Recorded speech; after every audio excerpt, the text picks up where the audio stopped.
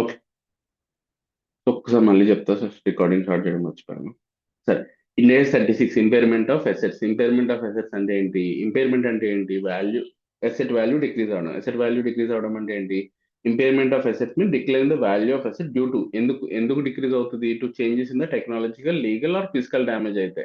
ఈ మూడు రీజన్స్ వల్ల ఏమైనా డిక్రీజ్ అవుతుంది, దాన్ని మనం ఇంపైర్మెంట్ కింద ట్రీట్ చేసి దానికి ఇంపైర్మెంట్ కాన్సెప్ట్ అప్లై చేయాలి. So this Ind AS is applicable to following assets. ఈ అసెట్స్ కి మాత్రమే చెప్పాక, పీపీఈకి intangible asset, investment property, goodwill acquired in the business combination. అంటే ఇండేస్ 16, ఇండేస్ 38, ఇండేస్ 40, ఇండేస్ 103. అది కూడా ఇండేస్ 103 మాత్రం ఓన్లీ గుడ్ విల్ గుర్తుపెట్టుకోండి. సరే. సింపుల్ గా ఫస్ట్ ఇంపైర్మెంట్ ఉందా లేదో చూడాలంటే carrying amount greater than recoverable amount. Carrying amount కంటే రికవరబుల్ అమౌంట్ ఎక్కువ ఉంటే, అంటే క్యారింగ్ అమౌంట్ ఎక్కువ ఉంటే రికవరబుల్ అమౌంట్ కంటే అప్పుడు మనకి ఇంపైర్మెంట్ ఉందని అర్థమవుతుంది. సో ఇంపైర్మెంట్ ఉన్నప్పుడు ఫస్ట్ ఇంపైర్మెంట్ లాస్ ఎంత ఫైండ్ అవుట్ చేయాలి. క్యారింగ్ అమౌంట్ లోంచి రికవరబుల్ అమౌంట్ తీసేస్తే వచ్చే డిఫరెన్స్ ఉంటుంది కదా, దాన్ని ఇంపైర్మెంట్ లాస్ అంటాము. సో ఇప్పుడు రికగ్నిషన్ ఏంటి? సింపుల్ గా ఫస్ట్ ఎసెట్ అయితే తగ్గించాలి కాబట్టి, so impairment loss account debit to PP to asset account. Impairment loss account debit to asset account. So ఇప్పుడు ఈ లాస్ ఏం చేయాలి? సేమ్ అక్కడ మీకు ఇండియా 16 లో చెప్పిన కాన్సెప్ట్ గుర్తుంది కదా, ఫస్ట్ టైం రివాల్యూషన్ గెయిన్ వచ్చి సెకండ్ టైం రివాల్యూషన్ లాస్ వస్తే ఫస్ట్ రివాల్యూషన్ సర్ప్లస్ ఎంతైతే ఉందో అంతవరకు అడ్జస్ట్ చేసి రిమైనింగ్ పిఎన్ఎల్ పంపించాలి. సేమ్ అదే కాన్సెప్ట్. రివాల్యూషన్ సర్ప్లస్ డెబిట్ చేసి పిఎన్ఎల్ డెబిట్ చేసి టు ఇంపైర్మెంట్ లాస్. ఈ పిఎన్ఎల్ అన్నది ఎక్స్ట్రా, అంటే ఇంపైర్మెంట్ లాస్ కంటే రిజర్వ్స్ తక్కువ ఉంటేనే పిఎండ్ఎల్ అమౌంట్ వస్తుంది, లేకపోతే పిఎండ్ఎల్ డెబిట్ అవ్వదు, డైరెక్ట్ గా రివాల్యూషన్ సర్ప్లస్ టు ఇంపైర్మెంట్ అవుతుంది. ఇంపైర్మెంట్ లాస్ కంటే రివాల్యూషన్ సర్ప్లస్ తక్కువ ఉంటే అప్పుడు మాత్రమే పిఎండ్ఎల్ డెబిట్ చేయాలి, లేకపోతే రివాల్యూషన్ సర్ప్లస్ లో అడ్జస్ట్ అయిపోతుంది. సో ఇప్పుడు impairment revised carrying amount find out చేయాలి. ఎందుకు ఫైండ్ అవుట్ చేయాలి? తర్వాత నుంచి డిప్రిసియేషన్ చేంజ్ అవుతుంది కాబట్టి. సో ప్లస్ బుక్స్ లో కూడా మనం బ్యాలెన్స్ షీట్ లో కూడా రివైజ్డ్ అమౌంట్ తెచ్చి పెట్టాలి కాబట్టి. సో ఇది అల్టిమేట్ గా ఈ ఎంట్రీ చేశారు కదా, ఎసెట్ కి డెబిట్ క్రెడిట్ చేశారు కదా, క్రెడిట్ అమౌంట్ ఎసెట్ లోన్ తగ్గిస్తే సరిపోతుంది. Carrying amount after impairment loss is charged is equal to carrying amount before impairment loss. ముందు క్యారింగ్ అమౌంట్ ఫైండ్ అవుట్ చేశారు కదా, దాంట్లోంచి ఇంపైర్మెంట్ లాస్ తీసేస్తే మనకి రివైజ్డ్ క్యారింగ్ అమౌంట్ వచ్చింది. డిప్రిసియేషన్ ఇప్పుడు నెక్స్ట్ ఇయర్ ని, అంటే నెక్స్ట్ ఇయర్ అయిపోయింది. ఇంకా ఇప్పుడు సపోజ్ సెకండ్ ఇయర్ ఎండింగ్ లో చేశారనుకో, అప్పుడు మనం ఆల్రెడీ ఈ క్యారింగ్ అమౌంట్ క్యాలిక్యులేట్ చేసి, అంటే పైన పైన క్యాలిక్యులేట్ ఈ క్యారింగ్ అమౌంట్ ఫైండ్ అవుట్ చేసినప్పుడు ఆల్రెడీ డిప్రిసియేషన్ ఛార్జెస్ ఉంటారు. చాలా మందికి డౌట్ ఉంటుంది, డిప్రిసియేషన్ ఇయర్ ఇప్పుడు సపోజ్ ఇయర్ ఎండింగ్ అంటే చార్జ్ చేయాలా వద్దా అంటే, డిప్రిసియేషన్ ఇయర్ ఎండింగ్ అంటే ఈ ఇంపైర్మెంట్ కాన్సెప్ట్ ఇయర్ ఎండింగ్ చేస్తున్నాడు అనుకో, అప్పటికే డిప్రిసియేషన్ చార్జ్ చేసేయాలి. ఎందుకంటే మనం డిప్రిసియేషన్ చేసిన తర్వాత క్యారింగ్ అమౌంట్ వస్తుంది ఎప్పుడైనా సరే. సో ఎప్పుడైనా ఇయర్ ఎండింగ్ అన్నప్పుడు కన్ఫ్యూజ్ అవ్వద్దు, డిప్రిసియేషన్ చేయాలా చేయకూడదా, ఇలాంటి డౌట్స్ ఉంటాయి కామన్ గా. ఎప్పుడైనా ఇయర్ ఎండింగ్ అంటే ఖచ్చితంగా డిప్రిసియేషన్ చార్జ్ చేసేయాలి ఏదైనా సరే. మీకు గుర్తుందిగా, లీజర్స్ లో కానీ చాలా వాటిలో చూసారు, సెకండ్ ఇయర్ ఎండింగ్ అంటే ఏం చేశారు? సెకండ్ ఇయర్ ఎండింగ్ అన్ని ఎంట్రీస్ అయిపోయిన తర్వాత చెక్ చేశారు. అంటే ఇంట్రెస్ట్ క్యాపిటలైజ్ అయిపోయిన తర్వాత మైనస్ పేమెంట్ తర్వాత చెక్ చేశారు. సపోజ్ మీకు బారోయింగ్ కాస్ట్ లో కూడా వచ్చింది. బారోయింగ్ కాస్ట్ లో మనం క్లోజింగ్ బ్యాలెన్స్ చెక్ చేసినప్పుడు ఎలా చెక్ చేసాము? ఫస్ట్ బారోయింగ్ కాస్ట్ చెక్ చేసినప్పుడు ఫస్ట్ ఇయర్ ఎండింగ్ మొత్తం బ్యాలెన్స్ వేసిన తర్వాత అల్టిమేట్ గా డిప్రిసియేషన్ ఇండియా 16 లో చెప్తారు, సారీ ఇండియా 16 లో మనం ఏం చెక్ చేసాం? బ్యాలెన్స్ షీట్ రీవాల్యుయేషన్ అయిపోయిన తర్వాత మనం వాల్యుయేషన్ చేసిన, అంటే డిప్రిసియేషన్ పే, ఈ తర్వాత ఇంట్రెస్ట్, అమోర్టైజేషన్ ఎక్స్పెండిచర్స్ ఇవన్నీ ఉన్నాయి కదా మనకి, ప్రొవిజన్ ఫర్ డీకమర్షియల్ లయబిలిటీ, అవన్నీ అయిపోయిన తర్వాత అప్పుడు ఏమైనా చేంజ్ అవుతుంది, దాని క్యారింగ్ అమౌంట్ అప్పుడు కంపేర్ చేస్తాం. ఎప్పుడైనా second year ending, first year ending అంటే ఫస్ట్ ఇయర్ డిప్రిసియేషన్ అంతా చార్జ్ చేశారు.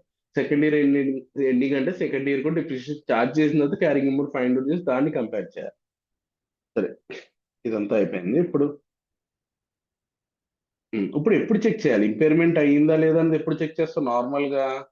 ఇన్ ఇంటాంజిబుల్ అసెట్ అంటే ఏంటి? గుడ్ విల్ ఉంది కదా, గుడ్ విల్ కి మాత్రం ఎవ్రీ ఇయర్ చేయాలి, అంటే యాన్యువల్లీ చేయాలి. అంటే కన్సల్టేషన్, అంటే సింపుల్ గా కన్సల్టేషన్ చేస్తాం కదా, అప్పుడు తెలిసిపోతుందిలే, మనం సపరేట్ గా ఏం చేయక్కర్లేదు. కన్సల్టేషన్ చేసినప్పుడు చెక్ చేస్తాం. ఇది యాన్యువల్లీ చేస్తాం, కన్సల్టేషన్ యాన్యువల్లీ చేస్తాం కాబట్టి ఇది కూడా యాన్యువల్లీ చేయాలి. రిమైనింగ్ మాత్రం ఎప్పుడైతే మనకి నేను చెప్పాక టెక్నాలజికల్ చేంజ్ అయినా, లీగల్ చేంజ్ అయినా, ఫిజికల్ డ్యామేజ్ అయినా, అప్పుడు మాత్రమే ఏదైతే మనకి ఇండికేటర్స్ ఉంటాయో, అంటే ఇండికేషన్స్ ఉంటాయో అప్పుడు మాత్రమే చేయాలి. ఏదో ఇప్పుడు సపోజ్ BS4 వెహికల్స్ బ్యాన్ అయినాయి, BS6 మ్యాండేటరీ అన్నారు, డీజిల్ వెహికల్స్ బ్యాన్ అయినాయి. సో ఇట్లాంటి లీగల్ చేంజెస్ వచ్చినప్పుడు, లేకపోతే ఎన్విరాన్మెంటల్ చేంజెస్, సో ఇలాంటి టెక్నాలజికల్ చేంజెస్, సో ఇలాంటి చేంజెస్ వచ్చినప్పుడు మాత్రమే మనం చెక్ చేస్తాం, ఎవ్రీ టైం చెక్ చేయం. సో ఇప్పుడు కంప్యూటర్స్ వచ్చినాయి, ఇప్పుడు కంప్యూటర్స్ లో ఇప్పుడు పాతది ఐ త్రీ కంప్యూటర్స్ వచ్చినాయి. ఐ3 కంప్యూటర్స్ వచ్చినప్పుడు మనకి ప్రీవియస్ వెర్షన్స్ అన్ని మ్యానుఫ్యాక్చరింగ్ ఆగిపోయింది ఆల్మోస్ట్. సో అప్పుడు వాటిని తయారు చేసే అంటే సపరేట్ గా మ్యానుఫ్యాక్చరింగ్ వెహికల్స్ ఉంటాయి కదా, సింపుల్ అవి ఇంకా సింపుల్ గా చెప్పాలంటే డీజిల్ వెహికల్స్ అనుకున్నాం.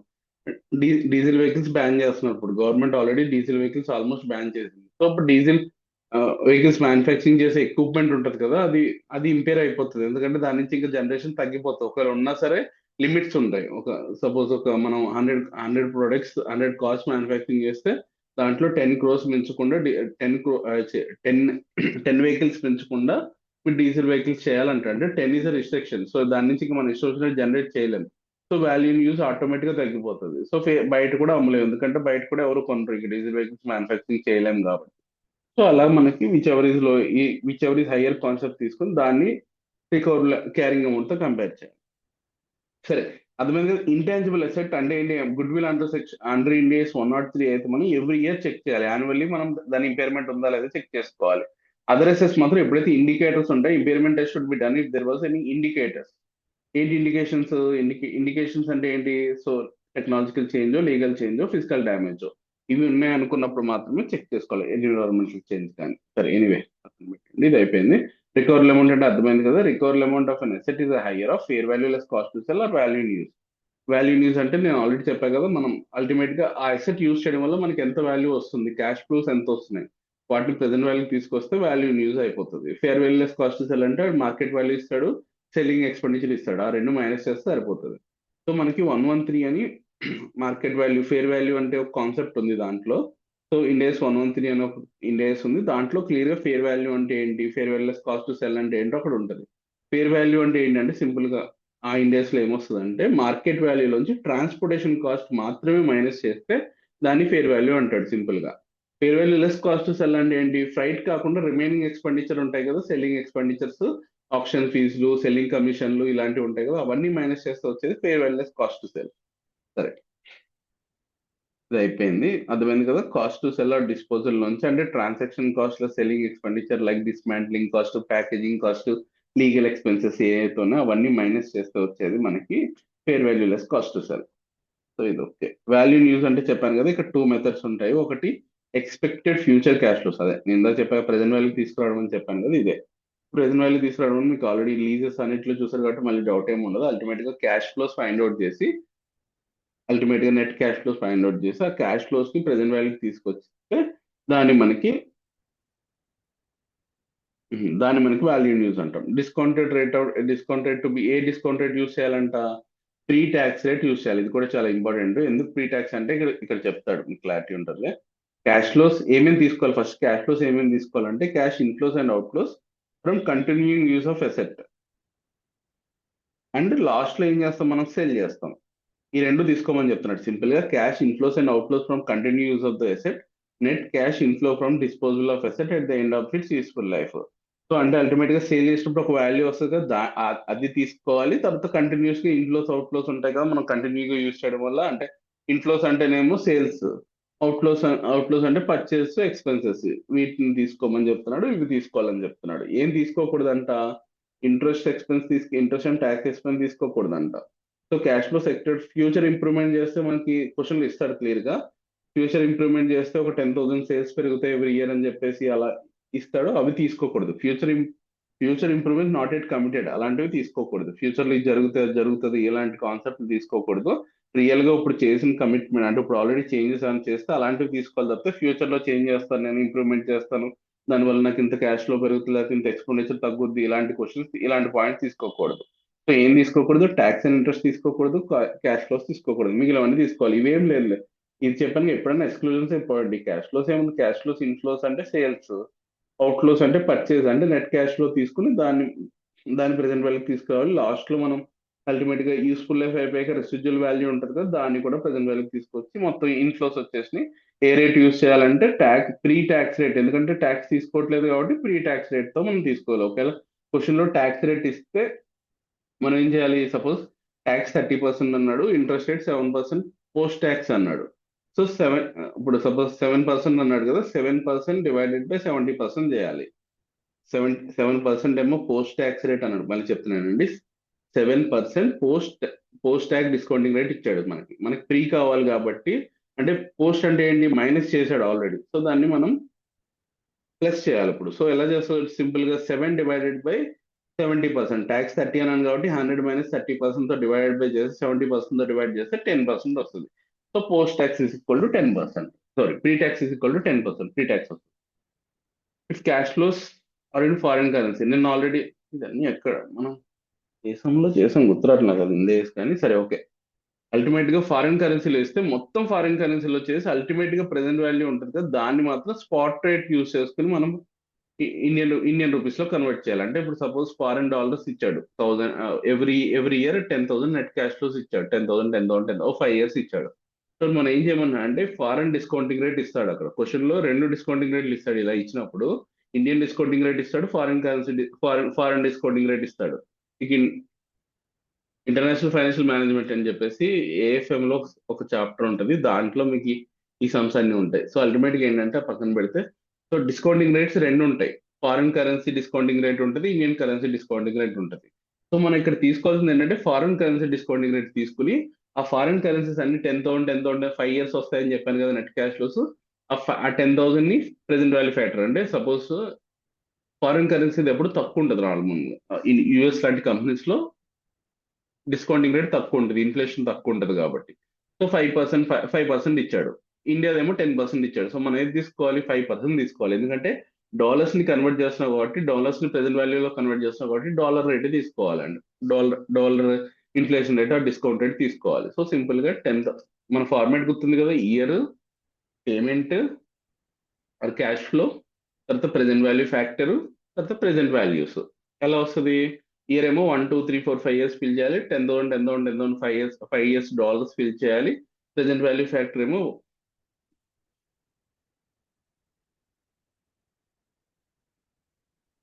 లీజర్స్ లో చేసామా? Okay, okay, good.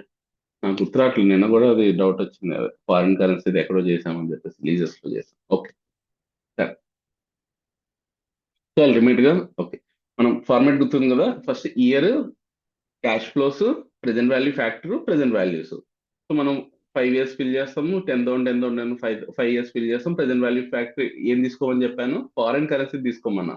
1/1.05 చేస్తే మనం ఫస్ట్ ఇయర్ వస్తుంది, ఈక్వల్ టు కొడితే సెకండ్ ఇయర్ వస్తుంది, థర్డ్ ఇయర్ వస్తుంది, ఫోర్త్ ఇయర్ వస్తుంది, ఫిఫ్త్ ఇయర్ వస్తుంది. సో దాన్ని ఇంటూ చేస్తాం, అల్టిమేట్ గా టోటల్ వస్తుంది. అది వాల్యూ యూస్. దాని అది డాలర్స్ లో ఉంది, మనకు కావాల్సింది రూపీస్ లో కాబట్టి ఇంటూ అప్పుడు స్పాట్ రేట్. అంటే మనం ఎప్పుడైతే క్యాలిక్యులేషన్ చేస్తామో, ఎప్పుడైతే ఇంపైర్మెంట్ చెక్ చేస్తామో ఆ రోజున్న రేట్ ఉంటుంది కదా, ఆ రేట్ తో మనం ప్రెసెంట్ వాల్యూ తీసుకొస్తే, సారీ, ఇండియన్ రూపీస్ లోకి తీసుకొస్తే దాన్ని మనం వాల్యూ యూజ్ అంటాము. సో దాన్ని ఫేర్ వాల్యూ లెస్ కాస్ట్ తో compare, which ever is hire వచ్చింది దాన్ని రికవరబుల్ అమౌంట్ అంటాము. దాన్ని మనం క్యారింగ్ వాల్యూ తో కంపేర్ చేయాలి. ఓకే,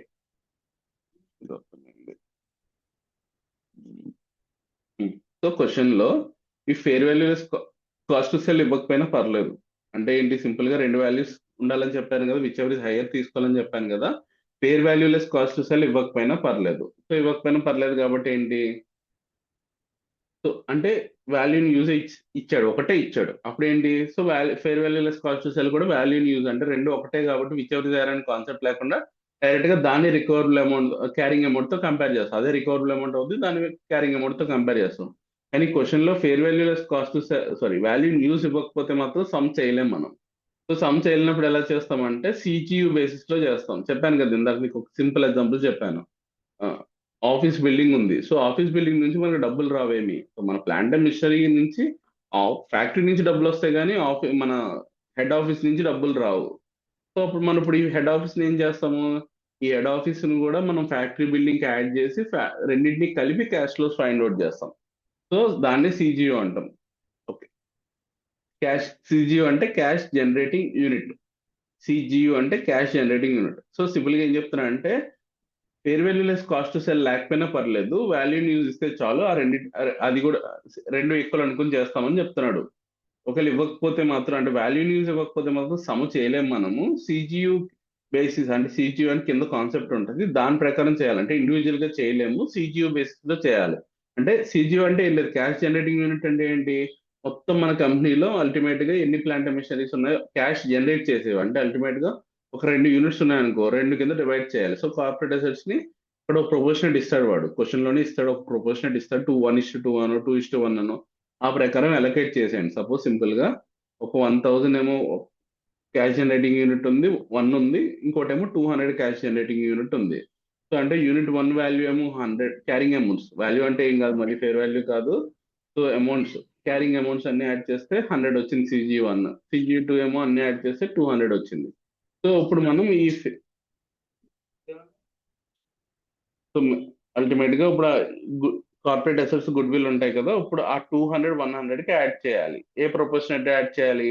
క్వశ్చన్లో ఇస్తే క్వశ్చన్లో ఇచ్చిన ప్రొపోర్షనేట్ 100, లేకపోతే ప్రొపోర్షనేట్ బేస్ అన్నాడు అనుకో, అప్పుడు మనం కింద చూద్దాం. సరే అవన్నీ నెక్స్ట్ వస్తాయి. ఫస్ట్ CG అంటే అర్థమైందిగా, క్యాష్ జనరేటింగ్ యూనిట్. అంటే అల్టిమేట్ గా ఒక మనకి ఏదైతే మెయిన్ మిషనరీ ఉంటుందో క్యాష్ జనరేటింగ్ యూనిట్, దానికి ఇవన్నీ మిగిలినవన్నీ యాడ్ చేసి అంటే దాని రిలేటెడ్ అసెట్స్ అన్ని యాడ్ చేసి దాని అన్ని కలిపి ఒక గ్రూప్ కింద చేసి అప్పుడు మనం దాన్ని కంపేర్ చేయగలం. ఎందుకంటే ప్రతి దానికి ఇప్పుడు ఇన్వెంటరీకి ఉంది, ఇన్వెంటరీకి సపరేట్ గా క్యాష్ జనరేట్ చేయలేదు. తర్వాత ఆ, ఇప్పుడు అల్టిమేట్ గా ఒక ఫోర్ మిషనరీస్ ఉన్నాయి. అల్టిమేట్ గా మనకి అంటే ఒక ప్రొడక్ట్ కావాలంటే 3 ప్రాసెస్ దాటుకొని ఫోర్త్ ప్రాసెస్ లో మనకు అవుట్కమ్ వస్తుంది. సపోజ్ ఏ చైరో ఏ సోఫా తీసుకుందాం సింపుల్ గా. సో ఫస్ట్ మనకి ఏం చేస్తారు, ఆ వుడ్ అంతా చేస్తారు, ఫస్ట్ ఫ్రేమ్ చేస్తారు. ఆ ఫ్రేమ్ చేసిన తర్వాత దానికి మళ్ళీ ఆ, ఈ మ్యాట్రిక్స్ అంతా ప్రిపేర్ చేసి తర్వాత లాస్ట్ లో దానికి ప్యాకేజింగ్ చేసి తర్వాత లాస్ట్ లో దాన్ని సేల్ చేస్తారు. సేమ్ అలాగే అంటే అల్టిమేట్ గా క్యాష్ జనరేట్ అవ్వాలంటే మనకి లాస్ట్ ఫోర్త్ ప్రాసెస్ లో రావాలి, థర్డ్ ప్రాసెస్ లో రావాలి.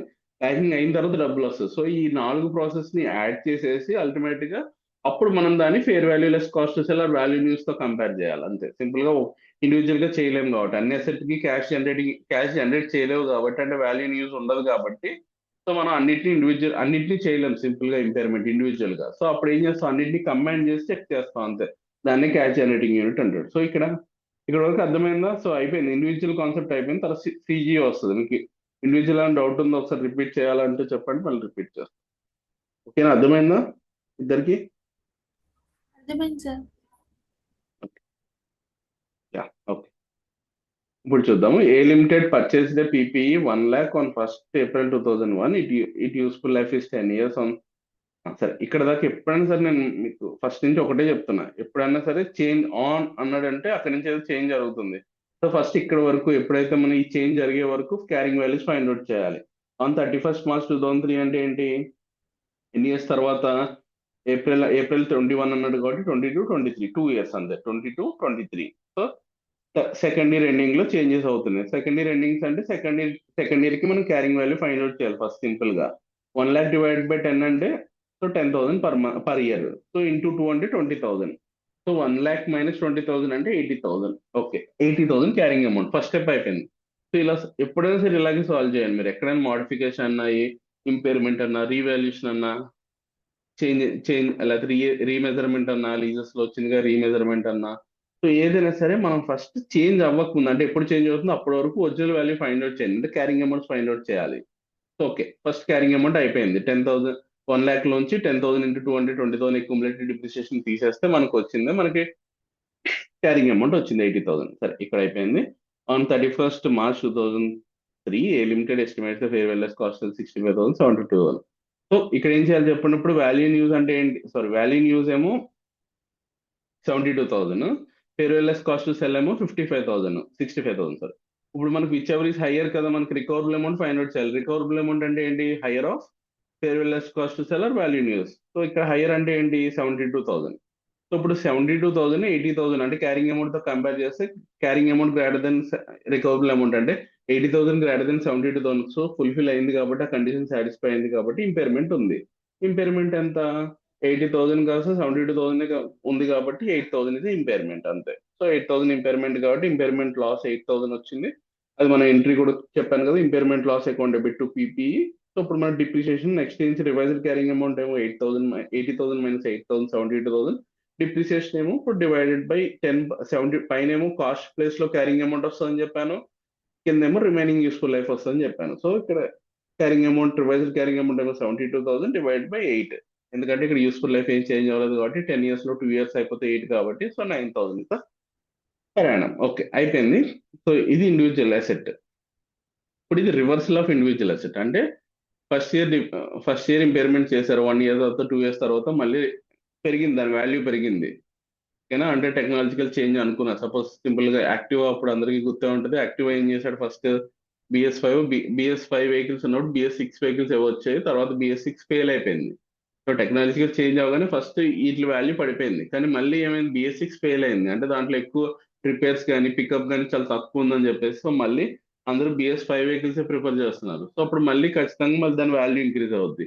సో ఇంకా సింపుల్ ఎగ్జాంపుల్ చెప్పాలంటే లాస్ట్ గవర్నమెంట్ మనకి ఏపీ గవర్నమెంట్ ఉన్నప్పుడు ఫ్లెక్సీస్ అన్ని బ్యాన్ చేశారు జగన్ గవర్నమెంట్ ఉన్నప్పుడు. సో ఇప్పుడు అల్టిమేట్ గవర్నమెంట్ చేంజ్ అయినప్పుడు మళ్ళీ ప్లాస్టిక్ ఫ్లెక్సీస్ మామూలు ఆ బ్యాన్ తీస్తారు. సో ఆటోమేటిక్ గా దాని వాల్యూ దానికి వచ్చేస్తుంది. సో ఇలాంటి చేంజెస్ జరిగినప్పుడు ఇంపైర్మెంట్ రివర్స్ అవుతుంది. సో ఇంపైర్మెంట్ రివర్స్ అయినప్పుడు అంటే నథింగ్ బట్ ఇక్కడ రివర్స్ ఫార్ములా ఇందాక ఏం చెప్పారు, carrying value greater than recoverable amount, అప్పుడు ఇంపైర్మెంట్ ఉందని చెప్పారు. ఇప్పుడు రివర్స్ అంటే ఏంటి, carrying amount less than recoverable amount, అంటే మళ్ళీ ఇప్పుడు అంటే ఎప్పుడైతే చేంజ్ అయిందో మళ్ళీ లీగల్ చేంజ్, ఎన్విరాన్మెంటల్ చేంజ్ లేకపోతే టెక్నాలజికల్ చేంజ్ అయినప్పుడు మళ్ళీ రికవరబుల్ అమౌంట్ ఫైండ్ అవుట్ చేయాలి. రికవరబుల్ అమౌంట్ అంటే మళ్ళీ same formula, hire of fair value less cost to sell or value in use, ఈ రెండింటిలో విచ్ ఎవర్ ఇస్ హైయర్ తీసుకుని దాన్ని క్యారింగ్ వాల్యూతో కంపేర్. ఇప్పుడు రివర్స్ అయింది ఫార్ములా. ఫస్ట్ ఫార్ములా ఏంటి, carrying amount greater than recoverable amount, ఇప్పుడు రివర్స్ అయింది, carrying amount less than recoverable amount అయింది. సో అప్పుడు ఇంపైర్మెంట్ రివర్సల్ ఉన్నట్టు. ఓకే, ఇంకా చాలా ఇంపార్టెంట్, తగ్గించేటప్పుడు మాత్రం డైరెక్ట్ గా తగ్గించేస్తారు, పెంచేటప్పుడు మాత్రం అంటే రివర్స్ చేసేటప్పుడు మాత్రం డైరెక్ట్ గా పెంచడు. ఇప్పుడు ఇక్కడ ఏముంది, 8,000 తగ్గిందని చెప్పి డైరెక్ట్ గా మైనస్ చేస్తాడు. కానీ ఇక్కడ చాలా లాజిక్లు, అంటే చాలా లాజిక్లు ఏం కాదు, ఒక 2 లాజిక్లు ఉంటాయి. డైరెక్ట్ గా ఇలా అంటే ఫస్ట్ డిఫరెన్స్ ఫైండ్ అవుట్ చేయాలి, calculate the carrying amount of the asset on the date of reversal. So first step మీకు అందరికీ చెప్పా, కామన్, అన్నిటికీ ఒకటే కామన్ ఉంటది, ఏంటది, first carrying amount find out చేయాలి. ఎప్పుడైనా చేంజ్ అవుతుంది అంటే first carrying amount find out చేయాలి. So first impairment loss reversal అవుతుందా లేదని ఇక్కడ ఈ ఫామ్ లో ఆల్రెడీ ఇందాక చెప్పాను, carrying amount less than recoverable amount, అది ఉంటేనే రివర్సల్ అవుతున్నట్టు. సో అది ఉంటే అప్పుడు ప్రాసెస్ ఇది, అదే లేకపోతే ఇంకా రివర్సల్ అనే కాన్సెప్టే లేదు కాబట్టి ఇంకా మళ్ళీ ఇంపైర్మెంట్ ఉంటుంది తప్పితే మళ్ళీ రివర్సల్ ఉండదు. సో స్టెప్ వన్ ఎప్పుడు చేంజ్ అవుతుంది కాబట్టి మనం first carrying amount find out చేయాలి. స్టెప్ 2 ఏంటి, carrying amount at which asset should be shown after the reversal, ఇది ఇంపార్టెంట్. ఫస్ట్ స్టెప్ అయిపోయింది. సెకండ్ స్టెప్ ఏంటంటే ఎంత రివర్స్ చేయొచ్చు అంటే ఈ లోయర్ ఆఫ్, ఈ రెండింటికి లోయర్ ఆఫ్ అంతవరకు రివర్స్ చేయొచ్చు. అంటే సింపుల్ గా రికవరబుల్ అమౌంట్, అంటే రికవరబుల్ అమౌంట్ అంటే మీరు ఆల్రెడీ చెప్పారు కదా, ఫేర్ వాల్యూ లెస్ కాస్ట్ అలా value in use whichever is higher, గుర్తుపెట్టుకోండి. ఇది ఎప్పుడు, on the date of reversal of impairment loss, reversal అప్పుడు మళ్ళీ రికవరబుల్ అమౌంట్ ఫైండ్ అవుట్ చేస్తారు కదా, సో అది తీసుకోమన్నాడు ఒక హ్యాండ్ లో. ఇప్పుడు ఇంకొక హ్యాండ్ లో మాక్సిమం అంతవరకు రివర్స్ చేయొచ్చు అనుకోకూడదు, ఈ లోయర్ ఆఫ్, అంటే ఇక్కడేమో హైయర్ ఆఫ్ కాదు లోయర్ ఆఫ్. అంటే ఇంకోటి ఏంటి, సింపుల్ గా నేను ఇందాక చెప్పాను కదా, carrying amount of asset on the date of reversal of impairment loss if the asset is never impaired. So never impaired అంటే ఏం లేదు, సింపుల్ గా ఒక ఎగ్జాంపుల్ ఇచ్చే ఉంటాడు, ఆ ఎగ్జాంపుల్ చూస్తే క్లారిటీ వచ్చేస్తుంది. మళ్ళీ నేను ఒక ఎగ్జాంపుల్ చెప్పి మళ్ళీ దానికి రివర్సల్ ఎందుకు, సరే ఒక ఎగ్జాంపుల్ చూసి అప్పుడు ఆ స్టెప్స్ చూద్దాం, మీకు క్లారిటీగా ఉంటుంది. ఇన్ కంటిన్యూస్ ఆఫ్ ఎగ్జాంపుల్ 1 గుర్తుపెట్టుకోండి, ఇన్ కంటిన్యూస్ ఆఫ్ ఎగ్జాంపుల్ 1 అంటే ఎగ్జాంపుల్ 1 గుర్తు రావాలి ఫస్ట్. ఎగ్జాంపుల్ 1 లో ఏం చేసాము, 2 years తర్వాత ఒక 8,000 ఇంపైర్మెంట్ లాస్ చేసాము. సో మీకు ఇక్కడ కూడా అదే ఉంటుంది చూడండి, అంటే 2000 పైన ఎప్పుడు చేశారు, April 1st లో ఎసెట్ కొన్నారు 2001 లో, 2002, 2003, అంటే 2003లో చేంజెస్ అయింది మార్చ్ 2003లో. తర్వాత ఎన్ని ఇయర్స్ తర్వాత అంటే ఇది, అంటే 4, 5, 6, ఇంకో 3 years తర్వాత అంట. సరే, ఫస్ట్ స్టెప్ ఏంటమ్మా, గుర్తుంది కదా, ఫస్ట్ స్టెప్ ఏదైనా సరే కామన్. ఫస్ట్ మనకి ఇంపైర్మెంట్ లాస్ అయినప్పుడు 72,000 ఆల్రెడీ చేసాం కాబట్టి ఫస్ట్ క్వశ్చన్ లో అది తీసుకుని దాంట్లో దానికి 3 years డిప్రిసియేషన్ తీసేయాలి. ఇక్కడ 3 years డిప్రిసియేషన్ అంటే ఏంటి, 72,000 మీద డిప్రిసియేషన్ అంటే 72,000 డివైడ్ బై 8 into 3 అంటే 9,000 అని ఇందాక ఆల్రెడీ క్యాలిక్యులేట్ చేశారు కదా per year, into 3 years, 9,000 into 3 అంటే 27. సో అల్టిమేట్ గా revised carrying amount on the date of impairment reversal ఆ రోజుకి ఎంత ఉంది, 45,000 ఉంది మనకి ఇంపైర్మెంట్ రివర్సల్ కి. సో ఫస్ట్ స్టెప్ అయిపోయింది. ఇప్పుడు ఇక్కడ అర్థం చేసుకొని తర్వాత మీరు అది ఆ చెప్పిన ఫార్ములా అదే థీరీ చదివితే అర్థమవుతుంది. ఫస్ట్ అయితే మీరు ఈ ఫార్ములాస్ ఇక్కడ ఉన్నాయి అర్థమైతే మీకు అప్పుడు ఆ థీరీ చూస్తే అర్థమవుతుంది. సరే, carrying amount at which PP should be shown, ఇది చాలా ఇంపార్టెంట్ చెప్పా కదా. ఈ 2 ఉన్నాయి, ఒకటి రికవరబుల్ అమౌంట్ ఏంటి, వాడే ఇచ్చేసాడు డైరెక్ట్ గా 51,000, నువ్వేం కష్టపడట్లేదు, నార్మల్ గా వాడు ఇవ్వకపోయి ఉంటే మనం చేసేవాళ్ళం. విచ్ ఎవరి ముందు recoverable amount value in use find out చేసి fair value less cost to sell find out చేసి విచ్ ఎవర్ ఈస్ హైయర్ తీసుకోవాలి, అది ఆల్రెడీ వాడే ఇచ్చాడు on the date of reversal 51,000, అది తీసుకోండి ఇక్కడ. ఇప్పుడు ఇది మనం ఫైండ్ అవుట్ చేయాలి. నెవర్ ఇంపైర్డ్ అంటే ఏం లేదు, నెవర్ ఇంపైర్డ్ అంటే ఏముంటది, నార్మల్ గా డిప్రిసియేషన్ ఎంత ఛార్జ్ అయి ఉండేది, కాస్ట్ ఏమో 8,000, ఎవ్రీ ఇయర్ డిప్రిసియేషన్ ఎంత, ఒకవేళ రివర్సల్ అనే కాన్సెప్ట్ లేకపోయి ఉంటే 10,000 పర్ ఇయర్ కదా, ఆల్రెడీ పైన చేశారు కదా. సో కన్ఫ్యూజ్ అవ్వద్దు, సింపుల్ గా గుర్తు పెట్టుకోండి, సింపుల్ చెప్తున్నా ఏం లేదు. 1 lakh మనం కాస్ట్. ఒకవేళ డిప్రిసియేషన్ ఎంత ఉండేది, ఒకవేళ రివర్సల్ అని కాన్సెప్ట్ అప్లై అవ్వకపోయి ఉంటే 1 lakh into 10, సో అంటే 10,000 అయ్యేది. సో ఇప్పుడు ఓకే, ఇప్పుడు ఏం చేయాలంటే సింపుల్ గా నెవర్ ఇంపేర్డ్ అంటే ఏంటంటే మనం ఎప్పుడు చేంజ్ చేస్తాం, 2006 లో చేంజ్ చేస్తాం. సో ఫస్ట్ నుంచి క్యాలిక్యులేట్ చేసేయండి. అంటే 1st April అసెట్లు కొన్నాం కాబట్టి 31st March 2002కి 1 year అవుద్ది, 3కి 3 years, 2 years, 4కి 5 years, 2కి 1 year, 3కి 2 years, 4కి 3 years, 5కి 4 years, 6కి అంటే 2006కి 5 years అయింది అంతే, కరెక్ట్. 2006కి 5 years అయింది అంటే మన అసెట్ కొని 5 years అయింది. సో 5 years కి 1 lakh లోంచి 5 years డిప్రిసియేషన్ అంటే ఇంపేర్మెంట్ అన్న కాన్సెప్ట్ మర్చిపోండి బ్రెయిన్ లోంచి. అంటే ఇంపేర్మెంట్ అవ్వకపోతే నెవర్ ఇంపేర్డ్ అన్న కాన్సెప్టే కదా చెప్పేది. సో అల్టిమేట్ గా 1 lakh లోంచి 10,000, నార్మల్ డిప్రిసియేషన్ 10,000 కదా బిఫోర్ ఇంపేర్మెంట్, 10,000 into 5 అంటే 50,000. సో అల్టిమేట్ ఇక్కడ చూడండి మీకు అర్థం, 1 lakh కాస్ట్ లోంచి డిప్రిసియేషన్, నెవర్ ఇంపేర్డ్ అయితే డిప్రిసియేషన్ 10,000 కదా పర్ ఇయర్. సో 5 years కంటే 50,000, 10,000 into 5. సో 1 lakh లోంచి 50,000 మైనస్ చేస్తే 50,000 ఇజ్ రివైజ్డ్ క్యారింగ్ అమౌంట్. అంటే నెవర్ ఇంపేర్డ్ అయ్యి ఉంటే, అంటే ఇంపేర్మెంట్ ఉన్న కాన్సెప్ట్ లేకపోయి ఉంటే మనకు 50,000 ఉండేది క్యారింగ్ అమౌంట్.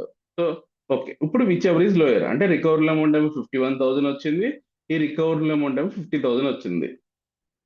నెవర్ ఇంపేర్డ్ అన్న కాన్సెప్ట్ లో చేస్తే carrying amount as on 31st March 2006 అంటే ఎప్పుడే 31 March 2006 అంటే ఇంపేర్మెంట్ రివర్సల్ డేట్. ఆ రోజు if PP is never impair అంటే ఇంపేర్మెంట్ అన్న కాన్సెప్టే లేకపోయి ఉంటే దాని cost 1 lakh, depreciation every year 10,000 అయ్యేది. సో అల్టిమేట్ గా 5 years 50,000 కాబట్టి revised carrying amount if never impaired అయి ఉంటే 50,000 అండి, ఇంపేర్మెంట్ అన్న కాన్సెప్టే లేకపోయి ఉంటే 50,000 ఉండేది. So which ever is lower తీసుకుని అల్టిమేట్ గా ఇప్పుడు 50,000 వచ్చింది. అంటే మాక్సిమం ఇంతవరకు తీసుకురావచ్చు మనం క్యారింగ్ అమౌంట్, అంటే ఇంతవరకు రివర్సల్ చేయొచ్చు. సో ఇప్పుడు ఎంత ఉంది, 45,000 ఉంది. సో ఇప్పుడు 50,000 అంటే ఏంటి, 5,000 మాక్సిమం రివర్సల్ చేయొచ్చు అంతే. సో యాక్చువల్ గా నీకు కన్ఫ్యూజ్ అవ్వద్దు. సో 5,000 మాక్సిమం రివర్సల్ చేయొచ్చు. ఎంట్రీ ఏంటి, పీపీఈ డెబిట్ అవుతుంది, టు ఇంపేర్మెంట్ రివర్సల్ క్రెడిట్ అవుతుంది. ఎందుకంటే మనకి గెయిన్ ఇది, అసెట్ పెరుగుతుంది, రివర్సల్ చేస్తున్నాం కాబట్టి. ఫస్ట్ టైం ఇంపేర్మెంట్ అంటే లాస్, సెకండ్ టైం రివర్స్ చేస్తున్నాం కాబట్టి అది మనకి గెయిన్ వస్తుంది. క్యారింగ్ అమౌంట్ మళ్ళీ చేంజ్ అవుతుంది, మళ్ళీ ఏమవుతుంది ఇప్పుడు యాడ్ అవుతుంది. అంటే క్యారింగ్ అమౌంట్ పైన 500 చేశారు కదా, 45,000 ప్లస్ 5,000 ఈ థర్డ్ స్టెప్ లో వచ్చిన అమౌంట్ కి యాడ్ చేస్తే మీకు 50,000 రివైజ్డ్ క్యారింగ్ అమౌంట్ అవుద్ది. మళ్ళీ డిప్రిసియేషన్ నార్మల్ అయిపోయింది చూడండి, 10,000 per annum అయిపోయింది. అంటే 50,000 డివైడ్ బై రిమైనింగ్ 5 years కాబట్టి అంటే అల్టిమేట్ గా మళ్ళీ రివర్సల్ అయిపోయింది. మాక్సిమం ఎంతైతే మనం రివర్స్ చేసామో అది మళ్ళీ రివర్సల్ అయిపోయి అల్టిమేట్ గా ఫస్ట్ ఎంతైతే డిప్రిసియేషన్ చార్జెస్ అదే డిప్రిసియేషన్ అమౌంట్ వచ్చింది. సరే, మీకు ఒకసారి అర్థమైందా? ఇది అర్థం కాకపోతే మళ్ళీ సీజీయూ అర్థం కాదు, మళ్ళీ అర్థం కాకపోతే మళ్ళీ అడగండి, మళ్ళీ చెప్తాను. ఎందుకంటే ఇది అర్థం కాకపోతే సీజీయూ అర్థం కాదు. సీజీయూ దీంట్లో 70% సీజీయూ ఉంటుంది, మళ్ళీ జస్ట్ ఒక 30% న్యూ కాన్సెప్ట్ అంతే. సేమ్ 70% ఇదే కాన్సెప్ట్ ఉంటుంది మళ్ళీ. అర్థమైందా?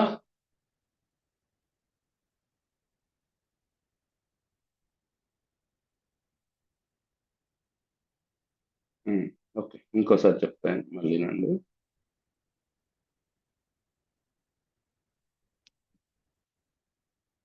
సరే, ఫస్ట్ ఫస్ట్ నార్మల్ ఇంపేర్మెంట్ అర్థమైంది కదా, ఫస్ట్ సమ్ వరకు అర్థమైంది కదా, సెకండ్ సమ్ ఒకటే కదా అర్థం కాలేదు మీకు. అంటే మళ్ళీ ఒకసారి చెప్పంటున్నారు కదా, సెకండ్ సమ్ ఒకటే కదా, ఫస్ట్ కాన్సెప్ట్ కూడా చెప్పాలా, ఇంపేర్మెంట్ కూడా. ఓకే, ఫస్ట్ అర్థమైంది కదా. సో సెకండ్ సింపుల్, ఇది ఫస్ట్ సమ్ కి continuation. So first some continuation అంటే ఫస్ట్ సమ్ లో క్యారింగ్ అమౌంట్ ఉంటుంది కదా, అది గుర్తుపెట్టుకోండి, ఫస్ట్ 72,000 గుర్తుపెట్టుకోండి. సార్ నెక్స్ట్ సింపుల్ గా మళ్ళీ చెప్తున్నానండి.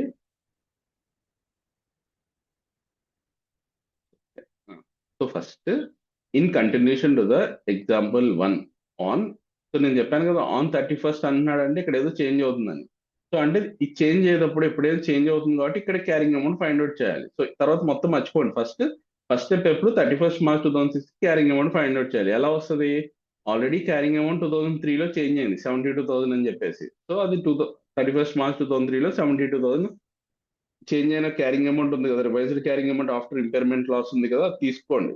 దానికి ఆ తర్వాత ఎన్ని ఇయర్స్ అయిందో చూడండి, 3 తర్వాత అంటే 4, 5, 6 3 years అయింది. 3 years డిప్రిసియేషన్ తీసేయండి.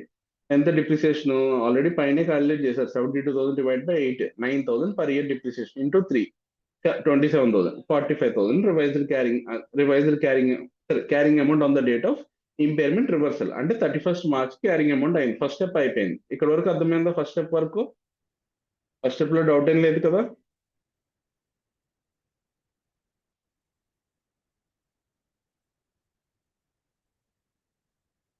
ఓకే, సో ఇక్కడ వరకు అర్థమైంది. ఇప్పుడు second step.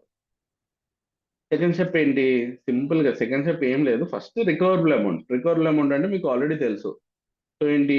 Value in use or fair value less cost to sell, whichever is higher. గుర్తుపెట్టుకోండి, లోయర్ కాదు, whichever is higher. So ఇది ఆల్రెడీ మనం కష్టపడకుండా వాడే ఇచ్చాడు 51,000, అది తీసుకున్నారు. సో ఇక్కడ వరకు కూడా క్లారిటీగా ఉండి ఉంటుంది నాది. ఇప్పుడు సెకండ్ ఇంపార్టెంట్, ఇదే అర్థం కాకపో ఉండొచ్చు, మళ్ళీ చెప్తాను నేనండి. సో ఇదేం లేదు, ఇది ఏమంటున్నాడు అల్టిమేట్ గా. సో ఇక్కడ మీకు డెఫినేషన్ లో సెకండ్ స్టెప్ ఏంటంటే carrying amount of asset on the date of reversal of impairment loss. అంటే ఏదైతే 31st March 2006 ఉందో అప్పుడు ఆ రోజున్న carrying amount of an asset if the asset is never impaired. అంటే సింపుల్ గా ఏంటంటే ఆ అసెట్ ఇంపైర్మెంట్ అవ్వలేదు అంటే సింపుల్ గా ఇక్కడ ఈ క్వశ్చన్ లో ఇంపైర్మెంట్ అన్న క్వశ్చన్ ఇవ్వలేదు, అంటే ఈ పాయింట్ అసలు ఇవ్వలేదు సపోజ్. సో ఇప్పుడు మనల్ని ఇప్పుడు ఈ క్వశ్చన్ మర్చిపోండి. అంటే first a limited purchase day PPA for 1 lakh on 1st April 2021. It's useful life is 10 years. ఇక్కడ దాకానే ఇచ్చాడు. ఇంకా నెక్స్ట్ నుంచి ఆన్ 31st March అన్న పాయింట్ ఇవ్వలేదు అనుకుందాం. అప్పుడే సింపుల్ గా వాడు ఏమడుగుతున్నాడు, ఇది ఫస్ట్ పాయింట్ ఇచ్చి 31st March 2006 క్యారింగ్ అమౌంట్ ఎంత అని అడుగుతున్నాడు. సో అప్పుడు ఏంటి సింపుల్ గా, అంటే ఎన్ని ఇయర్స్ తర్వాత? 6 అంటే 2, 3, 4, 5, 6, 5 years తర్వాత అడుగుతున్నాడు. అంటే 5 years తర్వాత సరే ఇంపైర్మెంట్ అనేది లేకపోయిన ఉంటే ఏమయ్యేది? 1 lakh cost, depreciation per year ఏమో 10,000 కాబట్టి 10,000 ఇంటూ 5 అంటే అల్టిమేట్ గా 50,000 ఉండేది.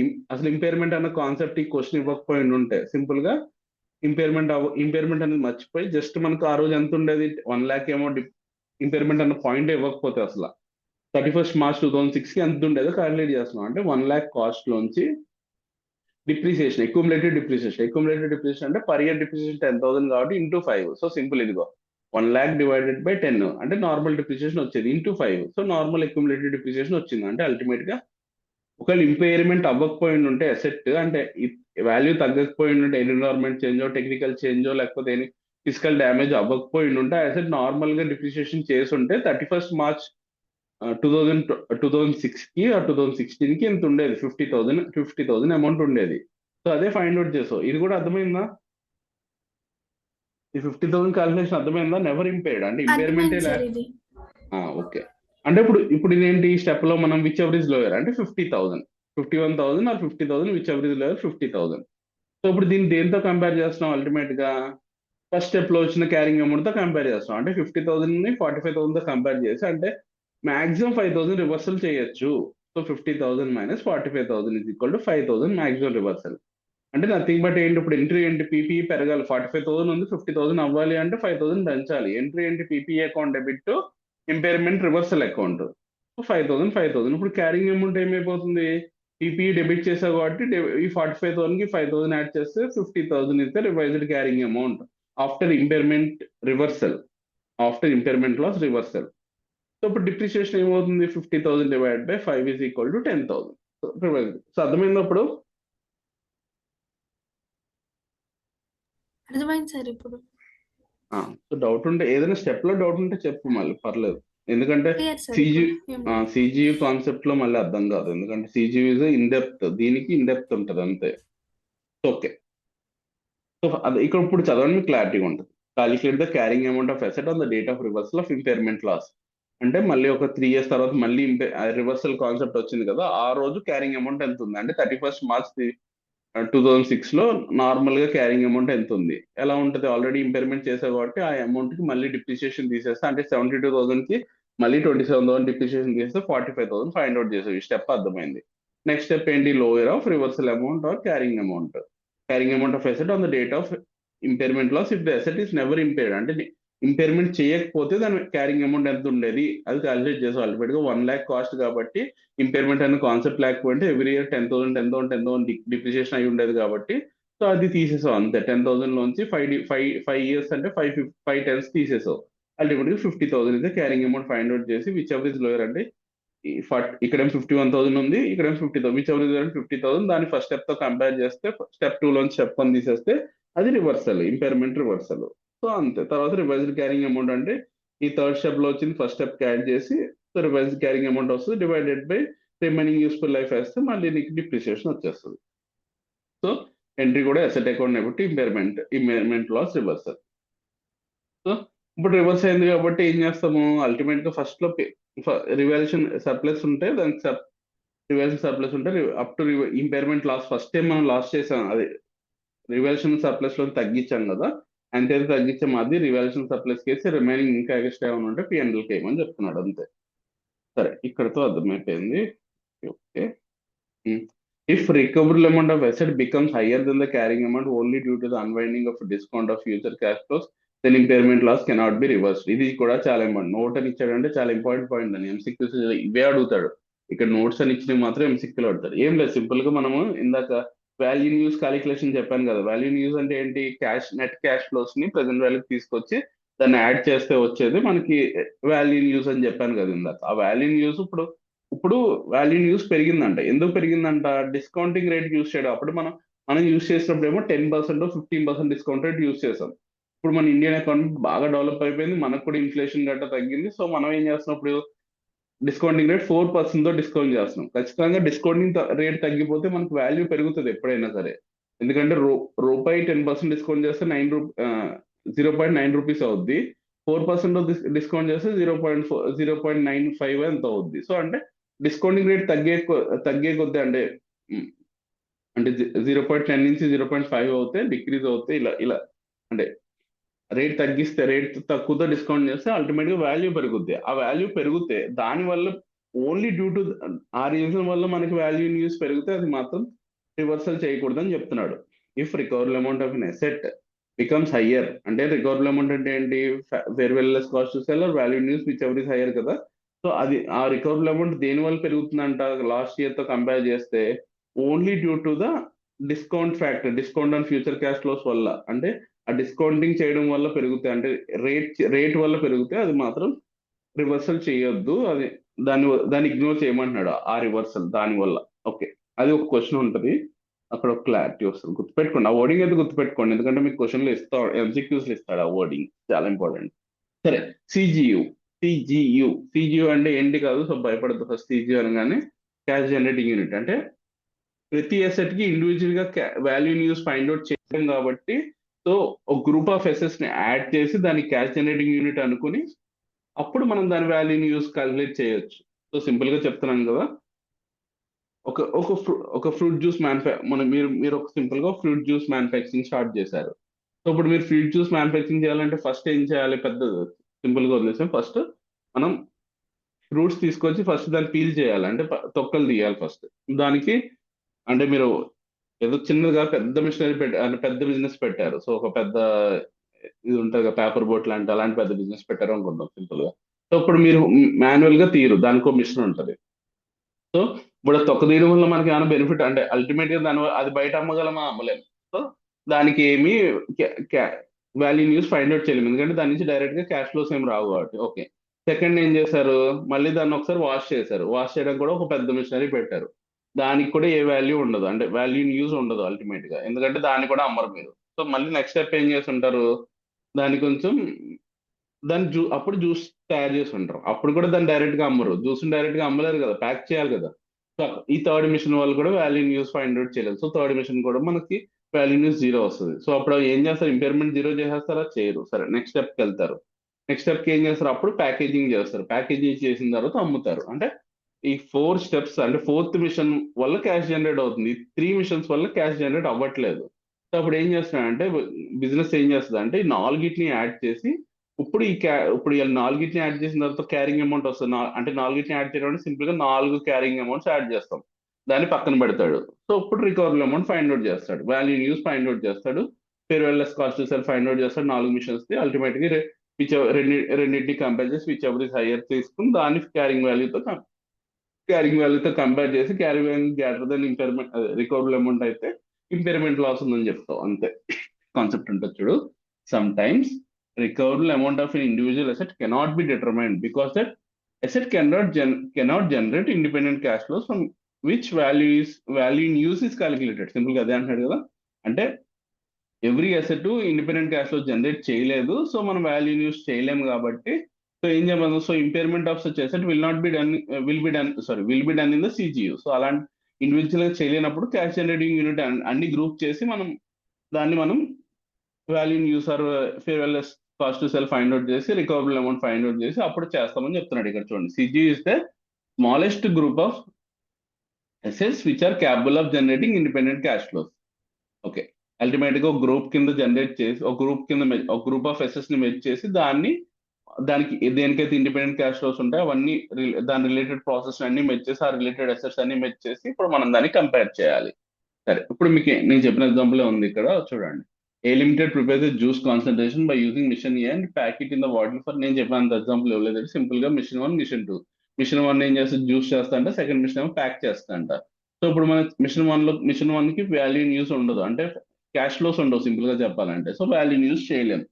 సో అప్పుడు ఏం చేస్తున్నాం, here machine 1 and 2 cannot generate independent cash flows from the business, hence they should be clubbed together as CGU for impairment testing because they can generate the independent cash flows together.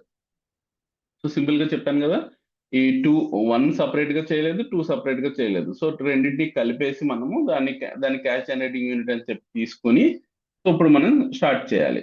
సరే, ఇది అయిపోయింది, ఇక్కడతో అర్థమైంది. ఇప్పుడు good will, ఇది next point, ఇంకా ఇది continuation కాదు, ఇది ఎగ్జాంపుల్ అయిపోయింది. ఇప్పుడు నెక్స్ట్ పాయింట్ ఇది గుడ్ విల్. గుడ్ విల్ ఎక్కడ in the business combination are corporate assets. చెప్పా కదా, కార్పొరేట్ అసెట్ అంటే హెడ్ ఆఫీస్ బిల్డింగ్స్ ఇవన్నీ, కంప్యూటర్స్ ఇవన్నీ ఉంటాయి కదా, ఇవన్నీ కార్పొరేట్ అసెట్స్ అంటాము. ఎగ్జాంపుల్ ఆఫీస్ బిల్డింగ్ ఇచ్చాడు. Good will acquired in the business combination. Good will acquired అంటే ఏంటి, good will acquired in the business combination అంటే ఏంటి?